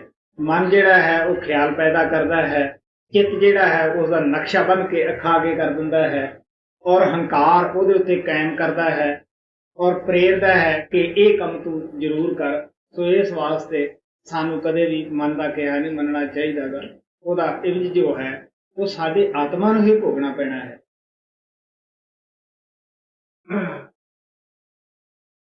महाराज जी, आपका बहुत धन्यवाद। हम बहुत भाग्यशाली है कि हमें आपको सवाल पूछने का मौका मिल रहा है। 3 हिस्सों में मेरा सवाल है। पहला सवाल तो सिमरन के बारे में है। वह यह है कि आपकी जो आवाज़ है वह शब्द की आवाज़ है, आप शब्द का संगीत है, तो क्या यह बेहतर रहेगा कि हम आपकी आवाज़ में ही सिमरन सुने? मेरा दूसरा सवाल यह है कि मैंने यह सुना है और आपने भी कहा है कि महाराज कृपाल बहुत खूबसूरत थे। साथ में मैंने यह भी सुना है कि महाराज सावन सिंह जी बहुत ही खूबसूरत थे। उनके जैसा खूबसूरत शायद ही कोई इस दुनिया में हो। तो क्या उनमें कोई फर्क है या सारे ही संत बहुत खूबसूरत होते हैं? मेरा तीसरा सवाल कर्मों के बारे में है। अगर हम सड़क पर किसी जानवर को तड़पता हुआ देखें जो कि मरने वाला ही हो, या किसी जानवर को कार से धक्का लग गया हो, या कोई जानवर हादसे में मर रहा हो, तो क्या यह हमारा फर्ज नहीं है कि हम उसकी सहायता करें, उसे बचाने की कोशिश करें? अगर किसी बिल्ली ने किसी चूहे ko पकड़ लिया हो तो क्या हम बिल्ली को भगाने की कोशिश ना करें? हाँ भाई, मैं सिमरन जो राजस्थान ग्रुप जाता है आम तौर के उत्ते उन्होंने याद करवाना होता है, लेकिन रिकॉर्ड करने का किसी हुक्म नहीं होंदा, क्योंकि सिमरन फिर तुसी करना है, सुनना नहीं गा, उसनू करना है। और जिहड़ी अंदर तुहाडे आवाज़ सुनने तुहानू कहा जाता है, जब उपरले मंडलों च जाओगे तुहानू खुद ही पता लग जाएगा कि ये आवाज़ साडे सतगुरु दी सी, सानू अपनी तरफ बुला रहा सी कि आओ मैं तुहाडा स्वागत करा। सोहना प्यार हुंदा है, जिसम देखने दे विच सारे ठीक हुंदे है, लेकिन सोहनी चीज प्यार हुंदी है। जदों साडा किसी नाल प्यार लग जाए, बेशक उहदी शक्ल जानवर जैसी भी क्यों ना होवे, उस जिन्ना प्यारा संसार च भी नज़र विच नहीं आएगा। मैं महाराज सावन नूं बहुत नेड़े होके और काफ़ी अरसा देखदा रहा है, लेकिन जिहड़ी सोहनी चीज़ हुंदी है बॉडी दे अंदर, वो साडा अपना ही प्यार हुंदा है। उस दे नाल टकरा के साडियां अपनियां ही किरणां नज़र दे विच आउंदियां है। अगर असीं प्यार नाल, मुहब्बत नाल उस नूं देख रहे हैं, शरधा नाल देख रहे हैं, तो सानू सोहना ही नज़र दे विच आएगा, प्यारा ही लगेगा। परम पिता कृपाल नूं सारी दुनिया ने देखिया। अगर जे सारे ही इस ख्याल नूं लैके बैठ जांदे ਕਿ ਵਾਕਿਆ ਹੀ ਇਹ ਸੋਹਣਾ ਹੈ, ਇਹ ਪਿਆਰਾ ਹੈ, ਇਹਦੇ ਔਰ ਸਾਵਣ ਦੇ ਵਿੱਚ ਕੋਈ ਫਰਕ ਨਹੀਂਗਾ। ਤੁਸੀਂ ਖੁਦ ਹੀ ਸੋਚ ਕੇ ਦੇਖ ਸਕਦੇ ਹੋ ਕਿ ਜਿਸ ਪਾਰਟੀ ਨੇ ਉਹਨਾਂ ਦੇ ਖਿਲਾਫ ਕਿਤਾਬ ਲਿਖੀ ਹੈ, ਕੀ ਉਹ ਲਿਖ ਸਕਦੇ? ਕਿ ਉਹਨਾਂ ਵਾਸਤੇ ਉਹਦੇ ਦਿਲ 'ਚ ਪਿਆਰ ਨਹੀਂ ਸੀਗਾ? ਕਿਉਂਕਿ ਸੰਤ ਤਾਂ ਸਾਰੇ ਵਿਸ਼ਵ ਦੇ ਨਾਲ ਹੀ ਪਿਆਰ ਕਰਦੇ ਹੈ। ਮੇਰੇ ਆਸ਼ਰਮ ਦੇ ਅੰਦਰ ਇੱਕ ਪੰਜਾਬ ਦਾ ਆਦਮੀ ਆਇਆ, ਵੱਡਾ ਸਾਰਾ ਸਿਰ ਦੇ ਉੱਤੇ ਤੁਰਰਾ ਛੱਡਿਆ ਹੋਇਆ, ਹਰਾ, ਮਹਾਰਾਜ ਕਿਰਪਾਲ ਦਾ ਨਾਮ ਲੈਵਾ ਸੀਗਾ। ਉਹ ਤਾਂ ਇਹ ਸਵਾਲ ਕਰਦਾ ਸੀਗਾ ਕਿ ਮੈਂ ਅੰਦਰ ਜੋਤ ਨਹੀਂ ਦੇਖਦਾ, ਮੈਂ ਸ਼ਬਦ ਨਹੀਂ ਸੁਣਦਾ, ਤੁਸੀਂ ਕਹਿੰਦੇ ਸੋ ਸੁਣੂਗਾ, ਕੋਈ ਇਹੋ ਜਿਹੀਆਂ ਗੱਲਾਂ ਕਰੀ ਜਾਵੇ। ਲੇਕਿਨ ਕੋਲੇ ਮੈਂ ਖੜਾ ਇਹ ਕਰ ਰਿਹਾ ਸੀਗਾ, ਮਹਾਰਾਜ ਦੇ ਉੱਤੇ ਕੰਬਲੀ ਲਈ ਹੋਈ ਸੀਗੀ ਲੋਈ, ਕੰਬਲੀ ਕੰਬਲੀ ਕਹਿੰਦੇ ਤੇ ਕੰਬਲੀ ਵਾਲਾ ਤੂੰ, ਮੇਰੇ ਦਿਲ ਨੂੰ ਪੁੱਛ ਕੇ ਦੇਖ ਸੋਹਣਿਆ ਬੜਾ ਨਜ਼ਾਰਾ ਤੂੰ। ਕਹਿਣ ਦਾ ਭਾਵ ਹੈ ਤੁਹਾਨੂੰ ਆਪੋ ਆਪਣੀ ਸੋਚਣੀ ਹੈ, ਆਪੋ ਆਪਣਾ ਪਿਆਰ ਹੈ। ਉਹ ਵੀ ਕੋਲੇ ਖੜਾ ਸੀਗਾ ਜਿਹੜਾ ਕਹਿੰਦਾ ਸੀ ਕਿ ਐਸਾ ਨਜ਼ਾਰਾ ਸੰਸਾਰ 'ਚ ਨਹੀਂ ਦਿਖ ਸਕਦਾਗਾ, ਤੂੰ ਸੋਹਣਾ ਹੈ, ਮੇਰਾ ਦਿਲ ਕਰਦਾ ਮੈਂ ਤੈਨੂੰ ਕੋਲੇ ਬਿਠਾ ਕੇ ਤੱਕਦਾ ਹੀ ਰਵਾਂ, ਦੇਖਦਾ ਹੀ ਰਵਾਂ। ਲੇਕਿਨ ਉਹ ਵੀ ਨਾਮ ਲੈਵਾ ਸੀ ਜਿਹੜਾ ਇਹ ਕਹਿੰਦਾ ਸੀਗਾ ਕਿ ਜੀ ਤੁਸੀਂ ਇਹ ਕਹਿੰਦੇ ਸੀ ਮੈਨੂੰ ਸ਼ਬਦ ਨਹੀਂ ਸੁਣਦਾ, ਮੈਨੂੰ ਪ੍ਰਕਾਸ਼ ਨਹੀਂ ਦਿਸਦਾਗਾ। ਲੇਕਿਨ ਮੈਂ ਕਹਿੰਦਾ ਸੀ ਗੁਰੂ ਦੇ ਇਲਾਵਾ ਕੌਣ ਪ੍ਰਕਾਸ਼ ਹੈ, ਗੁਰੂ ਤੋਂ ਇਲਾਵਾ ਕਿਹੜੀ ਆਵਾਜ਼ ਹੈ ਜਿਹੜੀ ਅਸੀਂ ਸੁਣਨੀ ਹੈ? ਤੁਹਾਨੂੰ ਪਤਾ ਹੀ ਹੈ ਕਿ ਅਗਰ ਅਸੀਂ ਪੱਤਰ ਲਿਖਦੇ ਹਾਂ ਤਾਂ ਵੀ ਆਪਣੀਆਂ ਸਮੱਸਿਆ ਲਿਖ ਕੇ ਸੰਤਾਂ ਦੇ ਅੱਗੇ ਰੱਖਦੇ ਹਾਂ। ਪੱਤਰਾਂ 'ਚ ਵੀ ਕੋਈ ਨਾ ਕੋਈ ਮੰਗ ਕਰੀ ਬੈਠੇ ਹੁੰਦੇ ਹਾਂ। ਜਦ ਉਹਨਾਂ ਦੇ ਕੋਲੇ ਅਸੀਂ ਆਉਣੇ ਹੈ ਤਦ ਵੀ ਕੋਈ ਨਾ ਕੋਈ ਦੁਨਿਆਵੀ ਚੀਜ਼ ਸਾਡੀ ਰੱਖੀ ਹੁੰਦੀ ਹੈ। ਲੇਕਿਨ ਮੇਰਾ ਜਿਹੜਾ ਦ੍ਰਿਸ਼ਟੀਕੋਣ ਸੀ ਇਹ ਇਹਨਾਂ ਗੱਲਾਂ ਨਾਲੋਂ ਅਲੱਗ ਹੀ ਸੀਗਾ। ਮੈਂ ਹਮੇਸ਼ਾ ਹੀ ਆਪਣੇ ਗੁਰੂ ਦੇਵ ਦੇ ਅੱਗੇ ਇਹ ਕਿਹਾ ਕਿ ਨੈਣ ਲਲਾਰੀ ਨੈਣ ਕਸੁੰਭਾ, ਨੈਣ ਨੈਣਾ ਨੂੰ ਰੰਗਦੇ, ਇੱਕ ਨੈਣ ਨੈਣਾ ਦੀ ਕਰਨ ਮਜੂਰੀ, ਮਿਹਨਤ ਮੂਲ ਨਾ ਮੰਗਦੇ, ਕਿ ਮੈਨੂੰ ਤਾਂ ਤੇਰੇ ਦੀਦਾਰ ਦੀ ਲੋੜ ਹੈ। ਮੇਰੀ ਅੱਖ ਬਗੈਰ ਮਜ਼ਦੂਰੀ ਤੋਂ ਇਸ ਅੱਖ ਦੀ ਮਜ਼ਦੂਰ ਬਣੀ ਬੈਠੀ ਹੈ, ਮੈਂ ਹੋਰ ਕੁਛ ਵੀ ਨਹੀਂ ਮੰਗਦਾਗਾ, ਬਸ ਅੱਖ ਦਾ ਰੰਗ ਹੀ ਅੱਖ ਨੂੰ ਚਾੜ ਦੇ। कर्मों के बारे में, जानवरों की बात। हाँ, ਦੇਖੋ ਬਈ ਅਗਰ ਜੇ ਅਸੀਂ ਜਾਵੇ ਵਾਲ ਦੇ ਖੱਲੇ ਲਾਈ ਜਾਈਏ, ਬਹੁਤ ਬਰੀਕੀ ਦੇ ਵਿੱਚ ਥੱਲੇ ਚਲੇ ਜਾਈਏ ਤਾਂ ਅਸੀਂ ਆਪਣਾ ਜੀਵਨ ਦਾ ਨਿਰਵਾਹ ਨਹੀਂ ਕਰ ਸਕਦੇ। ਵੈਸੇ ਜਿੱਥੋਂ ਤੱਕ ਹੋ ਸਕੇ ਸਾਨੂੰ ਹਰ ਇੱਕ ਤੇ ਦਇਆ ਕਰਨੀ ਚਾਹੀਦੀ ਹੈ। ਅੱਜ ਦੀ ਤਰ੍ਹਾਂ ਪਹਿਲਾਂ ਜ਼ਿਆਦਾ ਸਾਧਨ ਨਹੀਂ ਸਨ। ਇੱਕ ਮੁਸਲਮਾਨ ਫਕੀਰ ਸੀਗਾ, ਉਹ ਘਰੋਂ ਤੁਰਿਆ, ਪੱਲੇ ਖਾਣਾ ਬੰਨ੍ਹ ਲਿਆ। ਰਸਤੇ ਦੇ ਵਿੱਚ ਉਸਨੇ ਮੱਕੇ ਨੂੰ ਜਾਣਾ ਸੀ ਜਿੱਥੇ ਕਿ ਮੁਹੰਮਦ ਸਾਹਿਬ ਦਾ ਜਨਮ ਹੋਇਆ ਹੈ। ਮਸੀਤੇ ਰਾਤ ਕੱਟੀ, ਉੱਥੇ ਕਿਤੇ ਉਹਨੇ ਆਪਣੀਆਂ ਰੋਟੀਆਂ ਰੱਖ ਦਿੱਤੀਆਂ, ਉਸ ਦੇ ਉੱਪਰ ਬਹੁਤ ਸਾਰੀਆਂ ਕੀੜੀਆਂ ਚੜ੍ਹ ਗਈਆਂ। ਉੱਥੋਂ ਪੈਂਡਾ ਕਰਕੇ ਜਦ 12-14 ਕੋ ਚੜਿਆ ਗਿਆ, ਉੱਥੇ ਦਿਲ 'ਚ ਖਿਆਲ ਆਇਆ ਕਿ ਖਾਣਾ ਖਾਈਏ। ਜਦ ਖਾਣਾ ਖਾਣ ਲੱਗਿਆ ਉਹਦੇ ਵਿੱਚ ਬਹੁਤ ਸਾਰੀਆਂ ਕੀੜੀਆਂ ਚੜ੍ਹੀਆਂ ਹੋਈਆਂ ਸੀਗੀਆਂ। ਜਦ ਉਹਦੇ ਦਿਲ 'ਚ ਖਿਆਲ ਆਇਆ ਕਿ ਕੋਈ ਅੰਡੇ ਛੱਡ ਕੇ ਆਈ ਹੈ, ਕੋਈ ਬੱਚੇ ਛੱਡ ਕੇ ਆਈ ਹੈ ਪਿੱਛੇ, ਤੋ ਇੱਥੇ ਇਹ ਤੜਫਦੀਆਂ ਫਿਰਨਗੀਆਂ, ਬੱਚਿਆਂ ਨੂੰ ਰੋਂਦੀਆਂ ਫਿਰਨਗੀਆਂ। ਆਖਰ ਉਸ ਨੂੰ ਤਰਸ ਆਇਆ, ਉਹ 12-14 ਕੋ ਫਿਰ ਵਾਪਸ ਆ ਕੇ ਉਸੇ ਮਸੀਤੇ ਦੇ ਅੰਦਰ ਆ ਕੇ ਉਸਨੇ ਰੋਟੀਆਂ ਝਾੜੀਆਂ। ਸੋ ਇਹ ਹੈ ਕਿ ਜਿਨ੍ਹਾਂ ਦਾ परमात्मा ਨਾਲ ਪਿਆਰ ਹੈ ਉਹਨਾਂ ਦਾ परमात्मा ਦੇ ਜੀਵਾਂ ਨਾਲ ਵੀ ਪਿਆਰ ਹੈ। महाराज जी, 2 साल पहले मेरी शादी हुई थी आपके ही एक नामलेवा सत्संगन के साथ। हमारी शादी कामयाब नहीं हुई और बाद में हमारा तलाक हो गया। शादीशुदा जीवन के दौरान भी मैंने उसके साथ बहुत बार झगड़ा किया और उसकी निंदा की, उसके मुंह पर भी की और उसके पीठ पे भी की। हमेशा ही मैंने उसे ताना मारा, उसको मैंने परेशान किया और बाद में हमारा तलाक हो गया। मैं उसके बारे में बहुत ही बुरा महसूस कर रहा हूँ। मैं जानता हूँ कि आप उसके अंदर ही बैठे हो, तो एक तरह से मैंने उसकी निंदा करके या उस पर गुस्सा करके मैंने आपकी भावनाओं को भी ठेस पहुँचाई है। तो मैं यह जानना चाहता हूँ कि क्या इस कड़े कर्म के लिए मुझे कभी क्षमा मिल सकेगी, और क्या आप तलाक के बारे में कुछ कहेंगे? हाँ भाई, मैं हमेशा दसदा हूँ कि शादी कराउणी बुरी बात नहीं। ਇਹ ਇਸ ਤਰ੍ਹਾਂ ਹੈ ਕਿ ਜਿਸ ਤਰ੍ਹਾਂ ਕਿਸੇ ਨਾਲ ਮਿਲ ਕੇ ਆਪਾਂ ਸਫ਼ਰ ਜ਼ਿੰਦਗੀ ਦਾ ਆਸਾਨੀ ਨਾਲ ਤੈਅ ਕਰਨਾ, ਲੇਕਿਨ ਅਸੀਂ ਇਸ ਪਵਿੱਤਰ ਬੰਧਨ ਨੂੰ ਵਿਸ਼ੇ ਵਕਾਰ ਦੇ ਅੰਦਰ, ਵਿਸ਼ੇ ਵਾਸ਼ਨਾ ਦੇ ਅੰਦਰ ਲਵੇੜ ਲੈਂਦੇ ਹਾਂ। ਇਸ ਵਾਸਤੇ ਜਿਹੜਾ ਪਿਆਰ ਹੈ ਉਹ ਸਾਡਾ ਖਤਮ ਹੋ ਜਾਂਦਾ ਹੈ। ਸ਼ਾਦੀ ਕਰਾਉਣ ਤੋਂ ਪਹਿਲਾਂ ਆਪਣੇ ਸਾਥੀ ਬਣਾਉਣ ਵਾਲੇ ਦੀ ਖਾਤਰ ਇੱਕ ਵਾਰੀ ਨਹੀਂ, 1000 ਵਾਰੀ ਸੋਚੋ, ਲੱਖ ਵਾਰੀ ਸੋਚੋ, 10 ਦਿਨ ਸੋਚੋ, 20 ਦਿਨ ਸੋਚੋ, ਕਿਤਨਾ ਵੀ ਸੋਚੋ ਤੁਸੀਂ, ਉਹ ਕੋਈ ਬੁਰੀ ਬਾਤ ਨਹੀਂ ਗੀ। ਲੇਕਿਨ ਜਦ ਸ਼ਾਦੀ ਹੋ ਜਾਂਦੀ ਹੈ, ਵਾਅਦੇ ਹੋ ਜਾਂਦੇ ਹੈ ਕਿ ਮੈਂ ਤੇਰੀ ਇੱਜ਼ਤ ਕਰੂੰਗਾ, ਤੂੰ ਮੇਰੀ ਕਰੇਗੀ, ਆਪਾਂ ਉਧਰ ਉਧਰ ਹੀ ਕਰ ਲੈਂਦੇ हैं, फिर उस पवित्र बंधन ਨੂੰ ਤੋੜਨਾ ਬਹੁਤ ਬੁਰੀ ਗੱਲ ਹੈ। ਤਲਾਕ ਕਿਸੇ ਵੀ ਸੰਤ ਨੇ ਦੇਣ ਵਾਸਤੇ ਇਜਾਜ਼ਤ ਨਹੀਂ ਦਿੱਤੀ ਗਈ। ਹਮੇਸ਼ਾ ਸੰਤ ਕਹਿੰਦੇ ਹੈ ਕਿ ਇਸ ਤਰ੍ਹਾਂ ਤੁਸੀਂ ਜਿਸਮ ਦੇ ਅੰਦਰ ਰਹੋ ਜਿਸ ਤਰ੍ਹਾਂ ਅਲੱਗ-ਅਲੱਗ ਦੋ ਆਤਮਾ ਇੱਕ ਜਿਸਮ ਦੇ ਅੰਦਰ ਰਹਿੰਦੀਆਂ ਹੈ। ਮਰ ਕੇ ਹੀ ਅਲੱਗ ਹੋਣ ਤਾਂ ਹੋ, ਜਿੰਦੇ ਜੀ ਕਦੇ ਵੀ ਅਲੱਗ ਹੋਣ ਦੀ ਹੋਣਾ ਤਾਂ ਕਿਸੇ ਸੋਚੋ ਵੀ ਨਾ। ਜਦ ਪ੍ਰੇਮੀ ਤਲਾਕ ਦੀ ਮੇਰੇ ਪਾਸ ਗੱਲ ਕਰਦੇ ਹੈ, ਮੇਰੇ ਪੈਰਾਂ ਦੇ ਥੱਲੇ ਵਾਲੀ ਵੀ ਜ਼ਮੀਨ ਹਲਦੀ ਹੈ। ਮੈਨੂੰ ਪਤਾ ਹੈ ਕਿ ਹੁਣ ਇਹ ਮਨ ਦਾ ਕਿਹਾ ਮੰਨਦਾ ਹੈ। ਮਨ ਜਿਹੜਾ ਤੁਹਾਡਾ ਅੱਜ ਉਸ ਸਾਥੀ ਨੂੰ ਨਫ਼ਰਤ ਕਰਾਉਂਦਾ ਹੈ, ਕੱਲ ਨੂੰ ਹੋਰ ਨਾਲ ਵੀ ਨਫ਼ਰਤ ਕਰਾ ਸਕਦਾ ਹੈ। ਤਲਾਕ ਕੋਈ ਮਸਲਾ ਹੱਲ ਦਾ ਸਾਧਨ ਨਹੀਂਗਾ। ਅਗਰ ਤੁਹਾਡੇ ਵਿੱਚ ਬੇਇਤਫਾਕੀ ਹੈ, ਤੁਸੀਂ ਇੱਕ ਦੂਜੇ ਨੂੰ ਪਿਆਰ ਨਾਲ ਸਮਝਾ ਦਿਓ, ਇੱਜ਼ਤ ਨਾਲ ਸਮਝਾਓ, ਇਕੱਲੇ ਨੂੰ ਬੈਠ ਕੇ ਸਮਝਾਓ ਕਿ ਤੇਰੇ ਅੰਦਰ ਇਹ ਨੁਕਸ ਹੈ, ਇਸ ਨੁਕਸ ਨੂੰ ਦੂਰ ਕਰ, ਮੈਂ ਆਪਣੇ ਨੁਕਸ ਨੂੰ ਦੂਰ ਕਰਦਾ ਹਾਂ।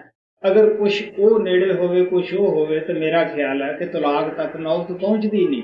ਸੋ ਇਸ ਵਾਸਤੇ ਮੈਂ ਸ਼ਾਦੀ ਬਾਰੇ ਪਹਿਲਾਂ ਵੀ ਬਹੁਤ ਕੁਝ ਬੋਲਦਾ ਹੁੰਦਾ ਹੈ ਕਿ ਸ਼ਾਦੀशुदा ਜੀਵਨ ਬੇਸ਼ੱਕ ਕੜਵਾ ਵੀ ਕਿਉਂ ਨਾ ਹੋਵੇ, ਇਹ ਘੁੱਟ ਭਰਨ ਦੇ ਵਿੱਚ ਹੀ ਫਾਇਦਾ ਹੈ। ਕਿਉਂਕਿ ਜਿਹੜਾ ਮਨ ਅੱਜ ਇੱਕ ਨਾਲ ਪਿਆਰ ਕਰਾਉਂਦਾ ਹੈ, ਦੂਸਰੇ ਨਾਲ ਨਫ਼ਰਤ ਕਰਾਉਂਦਾ ਹੈ, ਉਹ ਕੱਲ ਨੂੰ ਹੋਰ ਨਾਲ ਵੀ ਨਫ਼ਰਤ ਕਰਾਵੇਗਾ। ਸੋ ਇਸ ਵਾਸਤੇ ਸਾਨੂੰ ਮਨ ਦੇ ਹੱਥ ਵਿੱਚ ਖਿਡੌਣੇ ਬਣ ਕੇ ਨਹੀਂ ਰਹਿ ਜਾਣਾ ਚਾਹੀਦਾ।